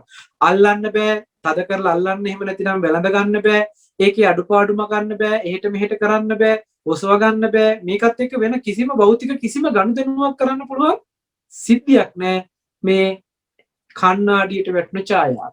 කණ්ණාඩියට වැටෙන ඡායාවේ බලන්න ඉන්නවද කියලා පුද්ගලයෝ? කණ්ණාඩියට වැටෙන ඡායාව ඇතුලේ ඉන්නවද කියලා පුද්ගලයෝ? කණ්ණාඩියට වැටිලා තියෙන ඡායාව තුල අල්ලන්න පුළුවන් භෞතික දේවල් තියෙනවද කියලා බලන්න. පරිහරණය කරන්න පුළුවන් භෞතික සාධක මොනවාක්වත් තියෙනවද කියලා බලන්න. එහෙමනම් මේ ඡායාව ඡායා මාත්‍රයක් විතරයි. කණ්ණාඩියට වැටුණ ඡායාවෙන් කරන්න පුළුවන් එකම දේ බලනවා කියන දේ විතරයි. පේනවා කියන සිද්ධියක් එකට අන්තර්ගතයි. ඇහැට වැටුණ මේ ප්‍රසාදයට වැටුණ මේ ඡායා මාත්‍රය එහෙම නැතිනම් ඡායා රූපය උපාදාය රූපේ කියලා නම් කරනවා. මේ උපාදාය රූපේට සත්වය පුද්ගලයෝ ද්‍රව්‍ය කාරණා කිසිවක් හම්බ වෙන්නේ නැහැ. හම්බ වෙන්නේ එකම දේ බලන්න පුළුවන්කම කියන සිද්ධිය උපදවන එක විතරයි. ඒ නිසායි ඇහැට වැටුණ මේ ඡායාවත් එතෙන්ට යොමු කරපු හිතත් නිසා ස්පර්ශ වේදනා සංඥා විඥාන කියන ධර්මතා ටික උපදිනකොට අපි බැලුවා කියන වචනේ කතා කරනවා. ඒ කියන්නේ පේනවා කියන සිද්ධියක් කතා කරන්න පුළුවන්. එහෙමනම් මේ සිද්ධිය තුළ වෙලා තියෙන එකම දේ පේනවා කියන සිද්ධියකට වැය වෙලා. අපිට අද මේ පේනවා කියන සිද්ධිය තුළ ওই ධර්මතා ටික ඔක්කොම වැය වෙලායි තියෙන්නේ. ඒ නිසා වැය වෙලා තියෙන නිසා අපිට එකක්වත් ප්‍රකටව බලන්න බෑ. එහෙනම් ওই ධර්මතා ටික පිළිබඳව බුදුරජාණන් වහන්සේගෙන් අහලා දැනගත් පණිවිඩය තුළ අහලා දැනගෙන ඒ අහලා දැනගත්ත පණිවිඩය තුළ නුවණක් තිබ්බහම නුවණින් අඳුන ගන්න පුළුවන් මේ වෙලා තියෙන මෙහෙම සිද්ධියක් නේද කියලා. මේක නුවණින් කොහොමද කියන එක මම පෙන්නන්නම්. දැක්කේ නැති එකක් කොහොමද අපි නුවණින් හඳුනගන්නේ? නුවණින් කොහොමද මේ පිළිබඳව නිසක වෙන්නේ කියන කාරණාව ඔබට පැහැදිලි කරන්න මම පුංචි උදාහරණයක් ගන්නම්. මේ උදාහරණය මම හිතන්නේ මේ ඉන්න මේ ධර්ම ශ්‍රවණය කරන හැම දෙනාටම මම හිතන්නේ අමාරු වෙන්නේ නැති වෙයි. අපි පාසල් අධ්‍යාපනය ලබනකොට අපිට මේ රසායනික විද්‍යාව උගන්වනකොට පරමාණු පිළිබඳව පණිවිඩයක් කියලා දෙනවා. ඉලෙක්ට්‍රෝන, ප්‍රෝටෝන, නියුට්‍රෝන කියලා සිද්ධියක් පෙන්නලා ඒ තුළ අපිට පෙන්නනවා ඒ තුළ ප්‍රෝටෝනේ සහ නියුට්‍රෝනේ කියන කාරණාව න්‍යෂ්ටියට දාලා ඊට පස්සේ ඉලෙක්ට්‍රෝන ගමන් කරන්නේ මෙන්න මේ කවචවල මේ විදිහට කවච ටිකක් තියෙනවා. මේ කවචවල ඉලෙක්ට්‍රෝන මේ විදිහටයි ගමන් කරන්නේ කියලා රවුන්ඩ් ටිකක් ඇඳලා මේකේ E අකුරු දාලා එතන නෙගටිව් එහෙම නැත්නම් ඍණ ලකුණක් දාලා න්‍යෂ්ටිය තුළ පොසිටිව් කියලා ධන ලකුණක් දාලා අපිට මෙන්න මේ වගේ චිත්‍ර සටහනක් ඇඳලා කළු ලෑල්ලේ පෙන්නනවා. වයිට් බෝඩ් එකේ හෝ බ්ලැක් බෝඩ් එකේ මේ වගේ සටහනක් ඇඳලා අපිට පෙන්නනවා. එතකොට දැන් අපි මේක දිහා බලාගෙන න්‍යෂ්ටිය කියන්නේ මෙහෙම එකක්. ඊට පස්සේ ඉලෙක්ට්‍රෝන කියන්නේ මෙහෙම වටේට කැරකෙන එකක්. කියලා මෙන්න මේ ඇඳපු චිත්‍ර සටහනත් එක්ක අපේ හිතේ සටහනක් තියාගන්නවා. මේ පරමාණු ක්‍රමාංකනය කොහොමද වෙලා තියෙන්නේ? ඒ කියන්නේ මේ පරමාණුවක් ගානේ වෙලා තියෙන ඉලෙක්ට්‍රෝනයන්ගේ පිහිටීම කොයි විදිහද කියන එක පිළිබඳව අපිට අදහසක් ඇවිල්ලා තියෙනවා. අපි මේ පිළිබඳව ගණන් හදනකොට එහෙම නැතිනම් මේ විභාගෙට ලියනකොට ඒ කියන කාරණාව මුල් කරගෙන අපිට ඕන තරම් නිවැරදි උත්තර ලබා දෙන ලකුණු ගන්නත් පුළුවන්. හැබැයි මම අහන ප්‍රශ්නේ තමයි මෙතනදී ඉලෙක්ට්‍රෝන කවදාකවත් අපි පියවියෙන් දැකලා තියෙනවා. නියස්ටිය මේ ප්‍රෝටෝන නියුට්‍රෝන කියන ඒවා මේ ශක්ති මට්ටම් කියන ඒවා කවමදාකවත් මේ විදිහට ඉලෙක්ට්‍රෝන ගමන් කරන්න කියන එකවත් අපි ඇස් මට්ටමේ කවදාකවත් අපි අත්දැකීමක් වෙලා නැහැ. අපි දැකපු නැති සිද්ධියක්. හැබැයි අපිට ඉගෙනුවා. අපි අහලා දැනගත්තා. මෙන්න මෙහෙම එකක් වෙන්නේ කියලා. හැබැයි අපිට ඒ පිළිබඳව හොඳට දැනුම් සහිත බවකින් ඉන්න පුළුවන්. ඇහුවොත් කවුරු හරි කෙනෙක් මේ මූලද්‍රව්‍යයේ ඉලෙක්ට්‍රෝන පිහිටීම කොහොමද කියලා අපිට හොඳ ලස්සනට ඇඳලා විස්තර කරන්නත් පුළුවන්. ඒ සංයෝගයක් විදිහට එහෙම නැතිනම් මේ පරමාණුව තවත් පරමාණුවක් එක්ක බැඳිලා කොහොමද පවතින්නේ, මේවා ඉලෙක්ට්‍රෝන මාරු කරගෙන කොහොමද පවතින්නේ කියලා මේ වගේ සිද්ධි ගණනාවක් අපිට පැහැදිලි කරන්න පුළුවන්කම තියෙනවා. හැබැයි ආලෝක අන්වීක්ෂයකින්වත් අන්වීක්ෂය වෙන්නේ නැති දකින්න බැරි ඉලෙක්ට්‍රෝන ප්‍රෝටෝන පිළිබඳව අපි මොනතරම් විශ්වාසයක් ඇති කරගෙන ඒව ඇත්තම කරගෙන අපේ ජීවිතේ තිබුණාද? කවදාකවත් දැකපු නැති සිද්ධියක්. බලන්න මේ දැකපු නැති දේවල් අපේ මනසේ සංඥා සටහන් විදිහට ඉතුරු කරලා අපිට නැවත සිහි කරගන්න පුළුවන් පරිසරයක් හදලා අපි මහා දැනුමක් තියනවා කියන තැනකින් අපේ මනස පොසවලා තියෙනවා. ඇත්තට මේක ලොකු දැනුමක්. යම් කෙනෙක් මේක පරීක්ෂණාත්මකව ඉලෙක්ට්‍රෝන අන්වීක්ෂ වලින් බලලා ඒ පිළිබඳව ගවේෂණයක් කරලා හොයාගත්ත සිද්ධියක් තමයි මේ ලෝකෙට දෙන්නේ. යම් තාක් වැරදි වෙන්න පුළුවන්, නිවැරදි වෙන්නත් පුළුවන්. නමුත් ලෝකයට මේ ඉදිරිපත් කරන දර්ශනයක් විද්‍යාත්මක පැත්තෙන්, ඒ කියන්නේ සයන්ස් පැත්තෙන් කරන ඉදිරිපත් කිරීම. ඒක අපි අද ඇත්ත කියලා ඉගෙන ගන්නවා. ඉගෙනගෙන ඒවට අනුව ගණන් හදනවා, ඒවට අනුව හිතනවා, ඒවට අනුව කටයුතු කරනවා. මේ විදිහේ කටයුතු කිරීමක් අපි කරලා තියෙනවා. අපිට නුවණක් තියෙනවා ඒ කිව්ව ගමන්ම ටක් ගාලා මේ දේවල් මෙහෙම කියලා හොඳට සිහි කරගන්න. කවමදාකවත් දැකපු නැති ඇහැ රූප චක්කු විඥාන. මේ චක්කු එහෙම නැතිනම් ඇහැ කියන එක බුදුරජාණන් වහන්සේ පෙන්නන අනිදස්සනයි. නිදර්ශනයක්වත් දෙන්න බෑ. කවදාකවත් දැකලත් නැහැ, දකින්නෙත් නැහැ, මතුවට දකින්නත් බෑ කියන. චක්කු විඥානය කියන එක දකින්න පුළුවන් එකක් නෙමෙයි. වර්ණය කියන එක විතරයි අපිට දකින්න පුළුවන්කම තියෙන්නේ. එහෙම නැතිනම් වර්ණ රූපේ විතරයි අපිට දකින්න පුළුවන්කම තියෙන්නේ. සනිදස්සන එකම රූපේ වර්ණ රූපේ. එතකොට මේ ඇහැවත් දැකලා නැතිකොට ඒ ඇහැවත් රූපේවත් චක්කු විඥානියවත් කියන මේ තුන්දෙනා එකතු වෙලා ස්පර්ශයක් වෙනවා කියන එකවත් ස්පර්ශය නිසා වේදනා සංඥාවක් ඇති වෙලා ඒක විඥානය විසින් හඳුනනවා කියන මේ කියන කාරණා ටික අපිට දකින්න බෑ එකපාරකට මේ කිව්වට මේ සිද්ධිය මෙහෙමයි කියලා. මේක ලෝකේ හොයාගන්නවා පුද්ගලයෙක්. මේ සංසාරික ජීවිතයක් ගත කරලා පෙරම් පුරාගෙන ඇවිල්ලා සම්මා සම්බුද්ධත්වයට පත්වෙච්ච භාග්‍යතුන් වහන්සේ නමක් විසින් මේ කියන සිද්ධිය දකිනවා. ඒ තරම් මහා ප්‍රඥාවකින් දකින සිද්ධියක්.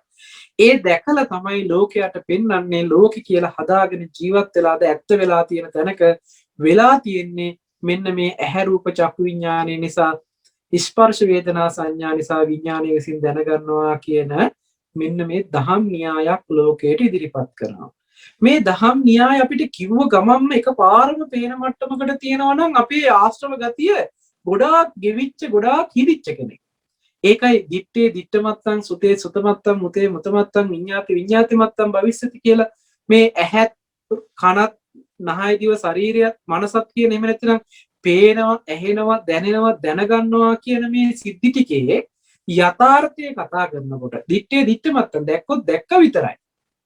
ඇහුනොත් ඇහුණා විතරයි කියලා මේ විදිහට මේ යථාර්ථයම කියනකොටම යම් අය රහතන් වහන්සේලා බවට පත් වෙනවා. සෝවාන් සකදාගාමී අනාගාමී අරියත් කියන මාර්ගඵලලාභීන් වහන්සේලා බිහි වෙනවා. ඒ දාරුචීරිය මහරහතන් වහන්සේ වගේ චරිත ගත්තාම මේ දිත්තේ දිත්තමත්තන් සුතේ සුතමත්තන් මුතේ මුතමත්තන් විඤ්ඤාති විඤ්ඤාති මත්තන් භවිස්සති කියලා මේ වගේ සංසිද්ධියක් කතා කරනකොට දර්ශනීය පැහැදිලි කරනකොටම මාර්ගඵල ලැබෙනවා. ඒකට හේතුව තමයි මේ ගහගෙන යන ආශ්‍රව ගතිය ගොඩාක් අඩු වෙලා තිබුණා.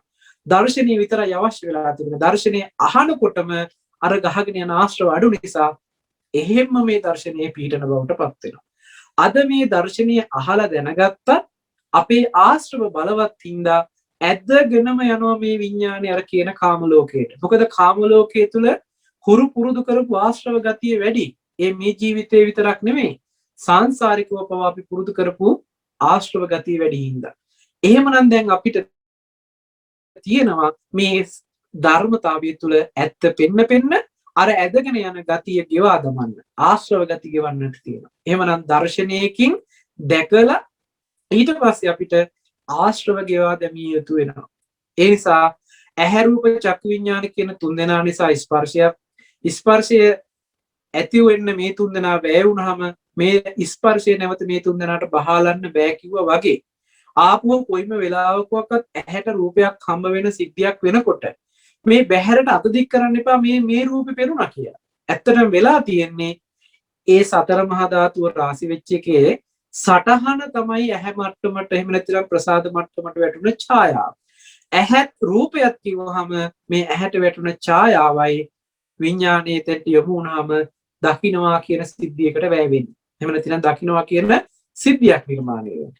අපිට යමක් දකින්නකොට වෙලා තියෙන්නේ ඇහැ රූප චක්කු විඥාන කියන තුන් දෙනා එකතු වෙලා ස්පර්ශ වේදනා සංඥා ඇති වෙලා විඥානයගේ දැන ගැනීමකට ගියා කියන මේ සමස්ත සිද්ධියම මේ සිද්ධියම කියන එක ගන්න ඔසවලා පේනවා කියන තැනට අද අපිට පේනවා කියන එක විතරයි ප්‍රකට.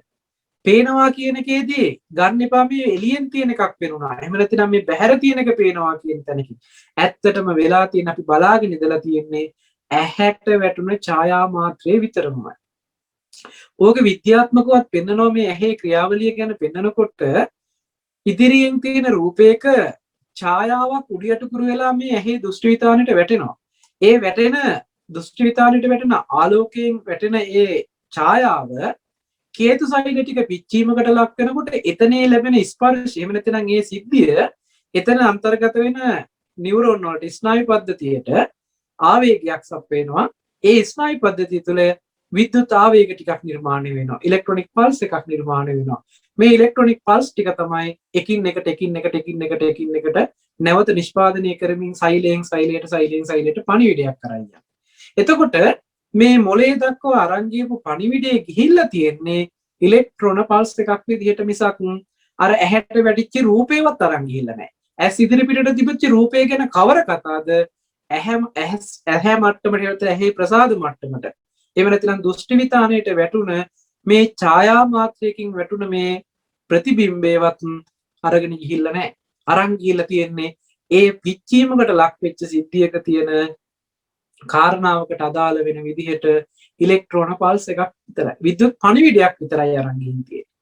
මේක විද්‍යාවෙන් අපිට පැහැදිලි කරනවා. නමුත් මේක ඊට වැඩි ධර්මානුකූල පැත්තකට පෙන්නනවා. ඇහැ රූප චක්කු විඥානි කියන තැන ප්‍රසාද මට්ටමකට පතිත වෙච්ච වර්ණ සටහන එතෙන්ට යොමු කරපු හිත කියන මේ තුන් දෙනා එකතු වෙනකොට සිද්ධ වෙන්නේ ස්පර්ශයක්. ස්පර්ශය නිසා තමයි වේදනා සංඥාවක් ඇති වෙන්නේ. වේදනා සංඥාවක් ඇති වුණාට පස්සේ විඥානීය විසින් හඳුනා ගැනීමකට ලක් වෙනවා. විඥානීය විසින් හඳුනා ගැනීමකට ලක්ුනේ සංඥා මාත්‍රයක් විතරයි. නමුත් මෙන්න මේ සංඥා මාත්‍රයද අර හේතු නැති වෙනකොට නැති වෙනවා කියන සිද්ධිය. අපි නිකන් උදාහරණයකට හිතන්න කණ්ණාඩියක් අතට අරගෙන අපි මේ කණ්ණාඩි එක පැති වලට හරව බලනකොට අපි හිතමුකෝ එක පැත්තකට හරවනකොට ඒ පැත්තේ තියෙන රූපවල ඡායාව මේ කණ්ණාඩියට පතිත වෙනවා. ඒ පතිත වෙච්ච ඡායාව එහෙමම තියාගෙන අපිට අනිත් තව එකක් පැත්තට හරවන්න පුළුවන්ද කියලා බලන්න. ඒ පැත්තට අනිත් තව පැත්තකට මේ කණ්ණාඩිය හරවනකොටම අර කණ්ණාඩියට වැටිච්ච ඡායාව ඉතුරු නැතුවම නැති වෙලා අලුතෙන් ඡායාවක් වැටෙන පරිසරය හැදෙනවා. අපි අර කලින් තිබුණ ඡායාව නැති කරන්න කියලා පිහදාන්න හෝ මකන්න හෝ හොදන්න හෝ යම් ආකාරයකින් කිසිම දෙයක් කරන්න අවශ්‍ය නැහැ මේ කණ්ණාඩියට වැටිච්ච ඡායාවට මුකුත් කරන්න. මොකද වෙන පැත්තකට හරවනකොටම කලින් තිබුණ ඡායාව ඉතුරු නැතුවම නැති වෙලා ඉවරයි. නොතිබිච්ච ඡායාවක්මයි අලුතෙන් හටගෙන තියෙන්නේ. ඒකයි මේ ඇහැ රූප චක්කු විඥාන කියන මේ දේවල් නොතිබීම හටගෙන ඉතුරු නැතුවම නැති වෙනවා කියන දහම් න්‍යායක් අපිට පැහැදිලි කරන්න. මෙතනදී කෙටියෙන්ම අවසානයේදී කිව්වොත් ඇහැ රූපයක් චක්කු විඥානයක් කියන මේ තුන් දෙනා නිසා ස්පර්ශයක් ඇති වෙලා ස්පර්ශය නිසා වේදනා සංඥාවක් ඇති වෙලා මේ සංඥාව විසින් විඥානයාගේ හඳුනා ගැනීමකට ලක් වෙනකොට මේක මේ විපාක ස්කන්ධ ටික පෙර සංසාරේ කරපු කර්මයකට ලැබුණ විපාකයේ ස්කන්ධ ටික හම්බ වෙලා කියලා කියන්නේ මෙන්න මේ ටිකටයි මේ ක්‍රියාකාරකමටයි. මේක මම මේ ඇහැ ගැන විතරයි කිව්වේ. කන ගැනත් නහය ගැනත් දිව ගැනත් කය ගැනත් මනස ගැනත් කියන මේ ආයතන 6 පිළිබඳව ඔය එකම න්‍යායෙන් දකින්න. කණ්ණාඩි 6ක් කියලා හිතා ගන්න මේ කියන ආයතන 6. එතෙන්ට වැටෙන ඡායා මාත්‍රය කියලා හිතා ගන්න ඒ ප්‍රසාද මට්ටම. එහෙම නැත්නම් මේ ප්‍රසාද මට්ටමට වැටෙන උපාදාය රූපේ.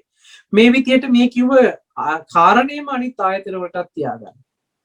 මෙන්න මේ සිද්ධිය නොදකින නිසා ආශ්‍රවයකට ගහගෙන ගිහිල්ලා මේ විඥාණය සතර මහා ධාතු රූපේ පැත්තට නැඹුරු වෙලා ඒ පැත්තේ නිමිති ගන්න ගියොත් ඔන්න දැන් අලුතෙන් ඒ පැත්තට ඒ කියන්නේ සිද්ධ වෙච්ච සිද්ධිය අතහැරලා අලුත් සිද්ධියක් නිර්මාණය කරනවා. අලුත් සිද්ධියක් නිර්මාණය කරන්න ඇති බවට තියනවා කියන තැනකින් නිර්මාණය කරගත්ත මේ නව සිදුවීම නව කර්ම වෙනවා. අලුතෙන් කර්ම කරන ගණීට යනවා. එහෙම කර්ම කළොත් රූපේ පැත්තට නැඹුරු වෙලා රූපේ පැත්තේ අභිනන්දනයේ අභිවදති අජ්ජෝසායතිච්ච සතුටු වෙනවා. වඩා වඩාත් සතුටු වෙනවා. ಗುಣ කියමින් සතුටු වෙන මට්ටම ඒ පැත්තට නැඹුරු වෙලා ඒ පැත්තට බැසගෙන සිටිනවා කියලා කියන්නේ ඔන්න දැන් රූපය උපාදාන වෙලා තණ්හාවෙන් උපාදාන වෙලා රූප උපාදාන ස්කන්ධයක් බවට පත් වෙනවා. ඊට පස්සේ ඒ රූපේ විඳින්න පුළුවන් වේදනා උපාදාන ස්කන්ධයක් බවට පත් වෙනවා. ඒ රූපේ හඳුනන්න පුළුවන් සංඥා උපාදාන ස්කන්ධයක් බවට පත් වෙනවා. ඒ රූපේ පිළිබඳව හිතන්න කල්පනා කරන්න පුළුවන්කම තියෙනවා. සංකාර උපාදාන ස්කන්ධයක් බවට පත් වෙනවා. ඒ හිතපු කල්පනා කරපු ඒ රූප පිළිබඳව දැනගත්තා කියන තැනකින් විඥානය උපදවනවා. විඥාන උපාදානස්කන්ධයක් බවට පත් වෙනවා.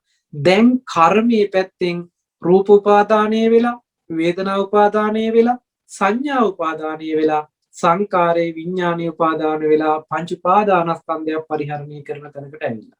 පංච උපාදානස්කන්ධයක් පරිහරණය කළොත් තියෙන දෝෂය තමයි මේ ජීවිතේ දුක් විඳිනවා විතරක් නෙමෙයි මරණින් පස්සේ නැවත උපදින්න පුළුවන් විදිහට භවයකුත් හදලා තව සසර ගමනක් දික් කර ගන්නවා. මෙන්න මේ විපාක මට්ටමේ තියෙන සිද්ධියට යථාර්ථ සිද්ධියකට යථාභූත ඥාන දර්ශනයක් උපදවගෙන ඒ පැත්තට නුවණ නොතිබිච්ච එකේ දෝෂය නිසා ආශ්‍රවයට ගහගෙන ගිහිල්ලා කාම මට්ටමට උපදිනවා නම් සතර මහා ධාතු වල ද්‍රව්‍ය කාරණා හම්බ වෙන මට්ටමකට ගිහිල්ලා තිබුණොත් කාම ලෝකයක්ම හදාගෙන තියෙනවා. ඇහත් රූපයත් චක්කු විඥානයත් කියන මට්ටමේදී ඒවා ඇති බවට ඉතුරු වුණොත් ඒවා නිමිති අරගෙන ඒවා ඇති බවට ඉතුරු වුණොත් රූපාවචර මට්ටමක් හම්බ වෙනවා. සංඥාවක් නේද මේ විඥාණයට හඳුනා ගන්න තියෙන සංඥාව නිත්‍ය සංඥාවක් විදිහට ගත්තොත් මේක අරූපාවචර උපද්දවනවා. තුන් භූමියක් ඇති වෙනවා මේ ක්‍රියාවලියට හිත තියෙන තැන අනුව.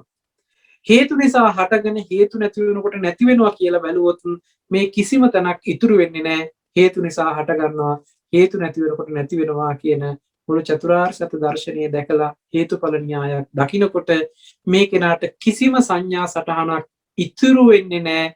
ඉතුරු නැතුවම නැති වෙනවා කියන සිද්ධියක් විද්‍යමාන වෙනවා. ඉතුරු නැතුවම නැති වෙන්නේ හේතු නිසා හටගෙන හේතු නැති වෙනකොට ඉතුරු නැතුවම නැති වෙන හින්දා මෙයාට නිත්‍ය සංඥාව පිහිටන්නේ නැහැ මේ කිසිම කාරණාවක. ඒ නිසා මෙයාට අනිත්‍ය සංඥාව ඔප්පු වෙලාම පේනවා. අනිත්‍ය සංඥාව ඔප්පු වෙලා පේන සිද්ධියකදී මේ කෙනාට කාම ලෝකේවත් රූප ලෝකේවත් අරූප ලෝකේවත් කියන මේ තුන් භූමියක්ම ඉතුරු වෙන්නේ නැහැ. මේ කෙනා ලෝකෝත්තර භූමියකටපත් වෙනවා. ඒ විදිහට තමයි තුන් භූමියම මුදවලා ලෝකෝත්තර භූමියකට පත් කරන වැඩ පිළිවෙල තියෙන්නේ. මෙන්න මේ තුන් භූමියෙන්ම මුදවලා ලෝකෝත්තර භූමියට පත් වුණොත් විතරමයි මාරයාගේ භූමියෙන් අයින් වෙලා බුදුරජාණන් වහන්සේගේ භූමියට එහෙම නැතිනම් පියාසතු නිවස ඉඩමට පත් වුණා කියලා කියන්නේ. බුදුරජාණන් වහන්සේ පෙන්නපු අපිට මාරයට අල්ලන්න බැරි පරිසරය තමයි මේ ලෝකෝත්තර භූමිය. අපි කාමාවචර පැත්තට ගිහිල්ලා ඒ නිත්‍ය සංඥාවෙන් කාම වස්තු ඇසුරු කරනවා නම් රූපාවචර මට්ටමට ගිහිල්ලා නිත්‍ය සංඥාවෙන් රූප ඇසුරු කරනවා නම් අරූපාවචර මට්ටමට ගිහිල්ලා නිත්‍ය වශයෙන් සංඥා එහෙම නැතිනම් නාම ධර්ම ටික ඇසුරු කරනවා නම් මේ මායාවේ භූමිය කියලා හඳුන්වනවා. ඉතින් අද දේශනාවේ මාරපාස සූත්‍ර දේශනාවේ මේ මායාවේ භූමිය සහ මායාවේ වසඟයට යන්නේ කොහොමද කියන කාරණා ටික පෙන්නලා මේ මායාවේ වසඟයෙන් මිදෙන්නේ කොහොමද කියන කාරණාවත් පෙන්නලා අද පැහැදිලි කළා තුන් භූමියම ඉක්මවල යන්න පුළුවන්කම ලැබෙන ශාසන දර්ශනය මොකක්ද කියන පණිවිඩය. ඉතින් මම හිතනවා ඔබට යම් මට්ටමකින් මේ කියන පණිවිඩය පැහැදිලි ඇති කියලා. ඉතින් දේශනාව අවසන් කරන්නට සූදානම්. ඊට පෙර ආතු ඔබට යම් ආකාරයක ගැටලුවක් තියෙනවා නම් මේ කිව්ව කාරණේ පිළිබඳව තවදුරටත් ඔබට මතක් කරනවා. ගෞරවනීය මාංකඩවල සුදස්සන ස්වාමීන් වහන්සේගේ අලුත්ම දේශනා දෙකක් මම හිතන්නේ මේ වෙනකොට නිකුත් කරලා තිබෙනවා. ඒ දේශනා ටික ශ්‍රවණය කරන්නට කියලා මතක් කරනවා. තවත් ඔබට යම් ගැටලුවක් තියෙනවා නම් අපිට යොමු කරන්න අපි ඉදිරි වැඩසටහන් වලදී ඔබට ඒ ගැටලු විසඳන විදිහට ධර්ම කරුණු පැහැදිලි කරලා දෙන්න බලාපොරොත්තු වෙනවා. ඉතින් මම හිතනවා වැඩසටහන සමාප්ත කරන්නට කාල වේලාව හොඳයි කියලාද මොකද වෙනදට වඩා කාලය ගත්ත නිසා ගැටලුවක් තියෙනවා නම් ඔබට පුංචි වෙලාවක් විනාඩි කිහිපයක කාලයක් අරගෙන අවස්ථාව දෙන්න. මොකද කාල වේලාව ගොඩාක් ගිහිල්ලා තියෙන නිසා ගැටලු ගොඩාක් කතා කරන්න බැරි වෙයි. එකකට හෝ දෙකකට වගේ අවස්ථාව ලබා දෙන්න පුළුවන්. සාදු සාදු සාදු ඔබ වහන්සේට අප්‍රමාණ පින් කුසල්පත් වේවා ස්වාමින් වහන්සේ. පින්වතුන්ට ප්‍රශ්න තිබේ නම් මයික්‍රොෆෝන් එක ඔන් කරලා ප්‍රශ්න යොමු කරන්න පුළුවන් දැන්.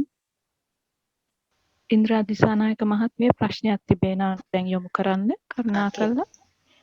ගරු ස්වාමීන් වහන්සේ බොහොම කෙටි ප්‍රශ්නයක් මේ තියෙන්නේ දැන් තින්හං සංහතිපස්සෝ කියලා දැන් රූප එකතු වෙලා විඥානය එකතු වුනහමනේ වෙන්නේ ඒ වුණාට දැන් අපි මේ රූපයක් දකිනකොට චක්කු ප්‍රසාදයට වැටුනහම ඇතුලේ තියෙන්නේ වර්ණ රූප සටහනක්නේ. ඒ වර්ණ රූප සටහන එතකොට නාම ධර්මයක් හැටියටද ගණන් ගන්නේ? නෑ.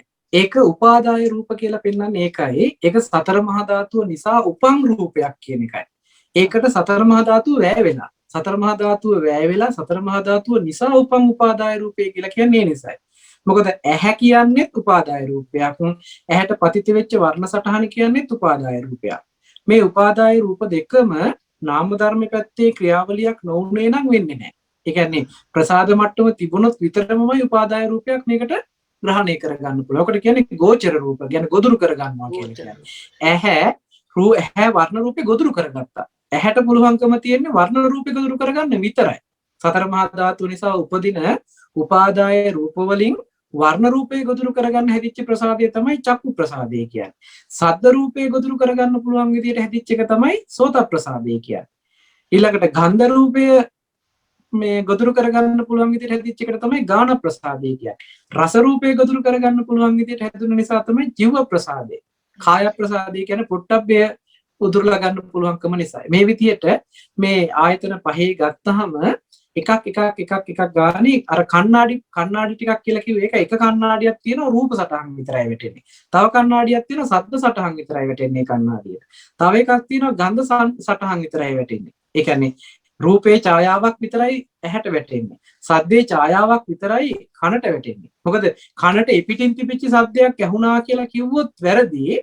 ඒ සද්දේ එහෙම නැතිනම් එළියේ වෙච්ච සිද්ධියකින් ලැබිච්ච ඵලය කනේ ඇතුලේ ප්‍රසාද මට්ටමට වැටෙන්න ඕනේ. අපි කියන්නේ කම්බරේ කම්පණය වෙලා ඒ එන සිද්ධි ටිකක් වෙන්න ඕනේ.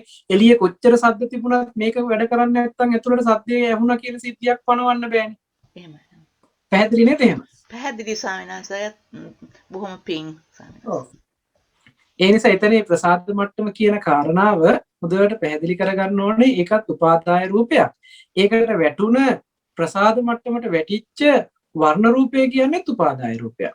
උපාදාන නෙමෙයි උපාදාය කියලා පෙන්නන්නේ සතර මහා ධාතු නිසා උපන් උපාදාය රූපයක් කියලා. එහෙමයි. බොහොම පිං.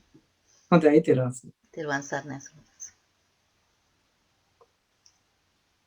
ඊළඟා මාත්මිය ඔබතුමියට ප්‍රශ්නයක් තිබේ නම් දැන් යොමු කරන්න පුළුවන්.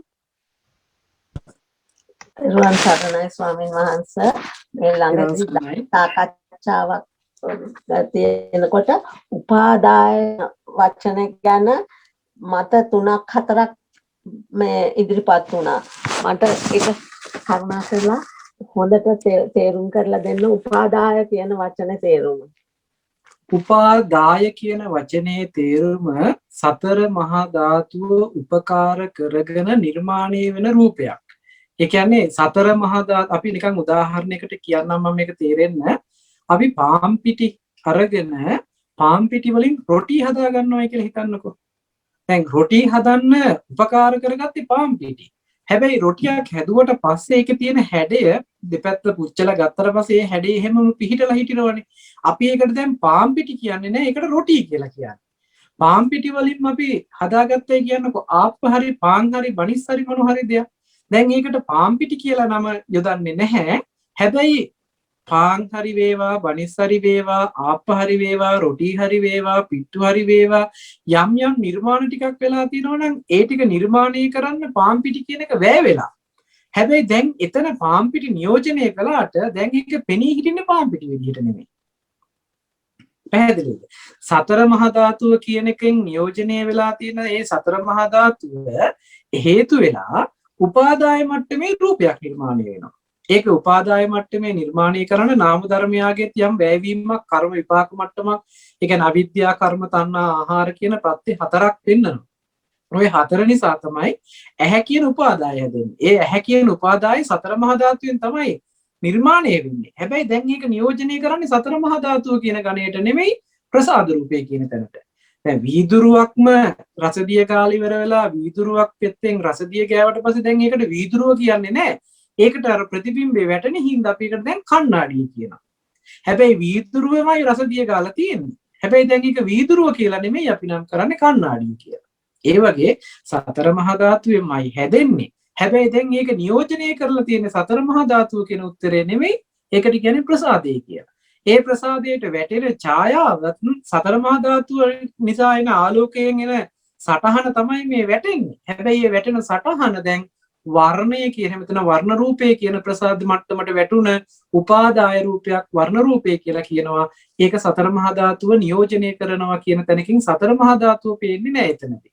ඒකෙන් අදහස් වෙන්නේ නැහැ සතර මහා ධාතුව නැතුව තියෙන එකක් කියන එක. සතර මහා ධාතුව වැය වෙලා සතර මහා ධාතුව නිසාම උපන් උපාදාය රූපයක් කියලා පෙන්වන්නේ. චතුර්ණංච මහා භූතානං උපජ්ජති උපාදාය රූපං කියලා කියන්නේ සතර මහා ධාතුව වැය වෙලා සතර මහා ධාතුව නිසාම උපන් උපාදාය රූපයක් කියලා තමයි පැහැදිලි කරන්නේ. මම හිතනවා පැහැදිලි ඇති කියලා. පැහැදිලි ස්වාමින් වහන්සේ. තෙරුවන් සරණයි. හොඳයි තෙරුවන් සරණයි. එහෙමනම් වැඩසටහන સમાપ્ત කරන්නටයි අදහස. ගැටලුවක් නැති වෙන්නේ නේද? එහෙමයි ස්වාමින් වහන්සේ. පින්වතුන්ට තව ගැටලු නැති පාටයි ස්වාමින් වහන්සේ. ඔබ වහන්සේට ගෞරවයෙන් ආරාධනා කර සිටිනවා අද දින ධර්ම දේශනාව නිමා කිරීම සඳහා. සාදු සාදු සාදු. දැන් අද දවසේ මේ විදිහට ධර්ම දේශනාවක් සිදු කරලා ධර්ම ශ්‍රවණය කරලා ජනිත කරගන්නට යෙදුන අති උදාර ගුණ ශක්තිය කුසල ශක්තිය පළමුවෙන් සියලුම දෙවියන්ට අපි අනුමෝදන් කරමු. අනුමෝදන් වේවා. දෙවියන්ගේ දිවේසුරු සම්පත් වර්ධනය කරගෙන දෙවියන්ද ප්‍රාර්ථනා කරන බෝධියකින් උතුම් වූ නිවනින් සැනසෙත්වා කියලා සාදු කියලා පින් අනුමෝදන් කරමු. සාදු සාදු සාදු. ඒ වගේම අපවත් වී වදාළ සියලුම සංඝ පීත්‍රුන් වහන්සේලාට විශේෂයෙන්ම මතක් කරන්නට ඕනේ බෞද්ධ මාධ්‍යාලයේ නිර්මාතෘ ශ්‍රී සම්බෝධි භාවනා මධ්‍යස්ථානයන්හි නිර්මාතෘ අපවත් වී වදාළ දරණාගම කුසල ධම්මනායක ස්වාමින් වහන්සේ ප්‍රාර්ථනා කරන්නේ සම්බුද්ධත්වයේ සඳහා මේ අප සිද්ධ කරගත්තු පුණ්‍ය ශක්තිය උන්වහන්සේටත් අපි අනුමෝදන් කරනවා. ඒ වගේම අද දායකත්වයේ දරනු ලබන ශාන්තා විජේකෝන් ඒ මැතිණිය විශේෂයෙන්ම බලාපොරොත්තු වෙනවා ඒ පරලෝසපත් වන්නට යෙදුන ජේ.බී. විජේකෝන් ඒ මහත්මාණන්ට පින් අනුමෝදන් කරන්නට.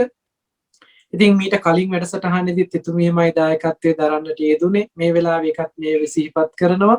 තාක්ෂණිකව වෙච්ච දෝෂයක් කටයුත්තක් නිසා එදා දවසේ වැඩසටහන අතරමඟ බාධා පැමිණුණා.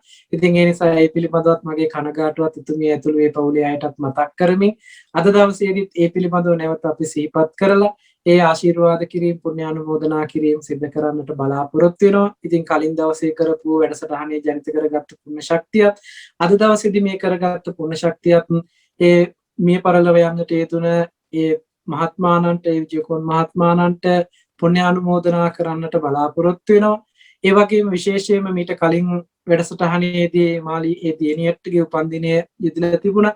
ඒ වගේම අද දවසේදී ඒ තාරා ඒ දියණියගේ උපන්දිනයට ආශිර්වාද කරන්නට බලාපොරොත්තු වෙනවා. ඒ වගේම ශාන්තා විජේකෝන් ඒ මෑත්මිනියටත් ඒ වගේම ඒ ජෝන් ඒ වගේම රාෆි ඒ බෑනාවරුන් දෙන්න ඇතුළු කොට ඒ පවුල් වලට සහසම්බන්ධව කටයුතු කරන මේ සියලුම දෙනා නමින් මිය පරලොව ගිය සියලුම ඥාති වර්ගයා සිහිපත් කරගන්නට සම්බන්ධ වන්නට යෙදුන මේ හැම දෙනාම නමින් මිය ගිය සියලුම ඥාතීන්ට මේ වෙලාවේ අපි පුණ්‍යානුමෝදනා කරමු. මේ පවතින කොවිඩ් වසංගතය නිසා රටවාසීව ලෝකවාසීව විශාල පිරිසක් මිය යනවා. ඒ හැමදෙනාමත් මේ වෙලාවේ සිහිපත් කරමි. ඒ සියලුම දෙනාටත් පොදුවේ අපි මේ වෙලාවේ පුණ්‍යානුමෝදනා කරමු. දුකක නම් එයින් අත මිදලා සැපවත් වේවා. ඒ අයගේ භව ගමන කෙලවර නිවනින් සැනසෙන්නට මේ ගුණ ශක්තියත් පාරමිතාවක් වේවා කියලා සාදු කියලා පින් අනුමෝදන් කරමු. සාදු සාදු සාදු. තුනුරුවන්ගේ අනන්ත ගුණ බලයෙන් දෙවියන්ගේ දේව රැකවරණයෙන් සිද්ධ කරගන්නට යෙදෙන අති උදාාර ගුණ ශක්තිය කුසල ශක්තිය බලයෙන් මේ වෙලාව විශේෂයෙන්ම මතක් කරන්නට ඕන මේ ධර්මයේ පිළිබඳව මේ දර්ශනීය පිළිබඳව අපිට නිරන්තරයෙන් අවවාද අනුශාසනා කරමින් අපි මේ මග යන්නට නිරන්තරයෙන් උත්සාහවත් කරවන අපේ ධර්මාචාර්යයන් වහන්සේ නම කියන්නට අවසරයි. මාංකඩොළ සුදස්සන ස්වාමින් වහන්සේ සත්පුරුෂකමින් යුක්තව මේ වෙලාවේ සිහිපත් කරලා උන්වහන්සේට ආශිර්වාද කරනවා.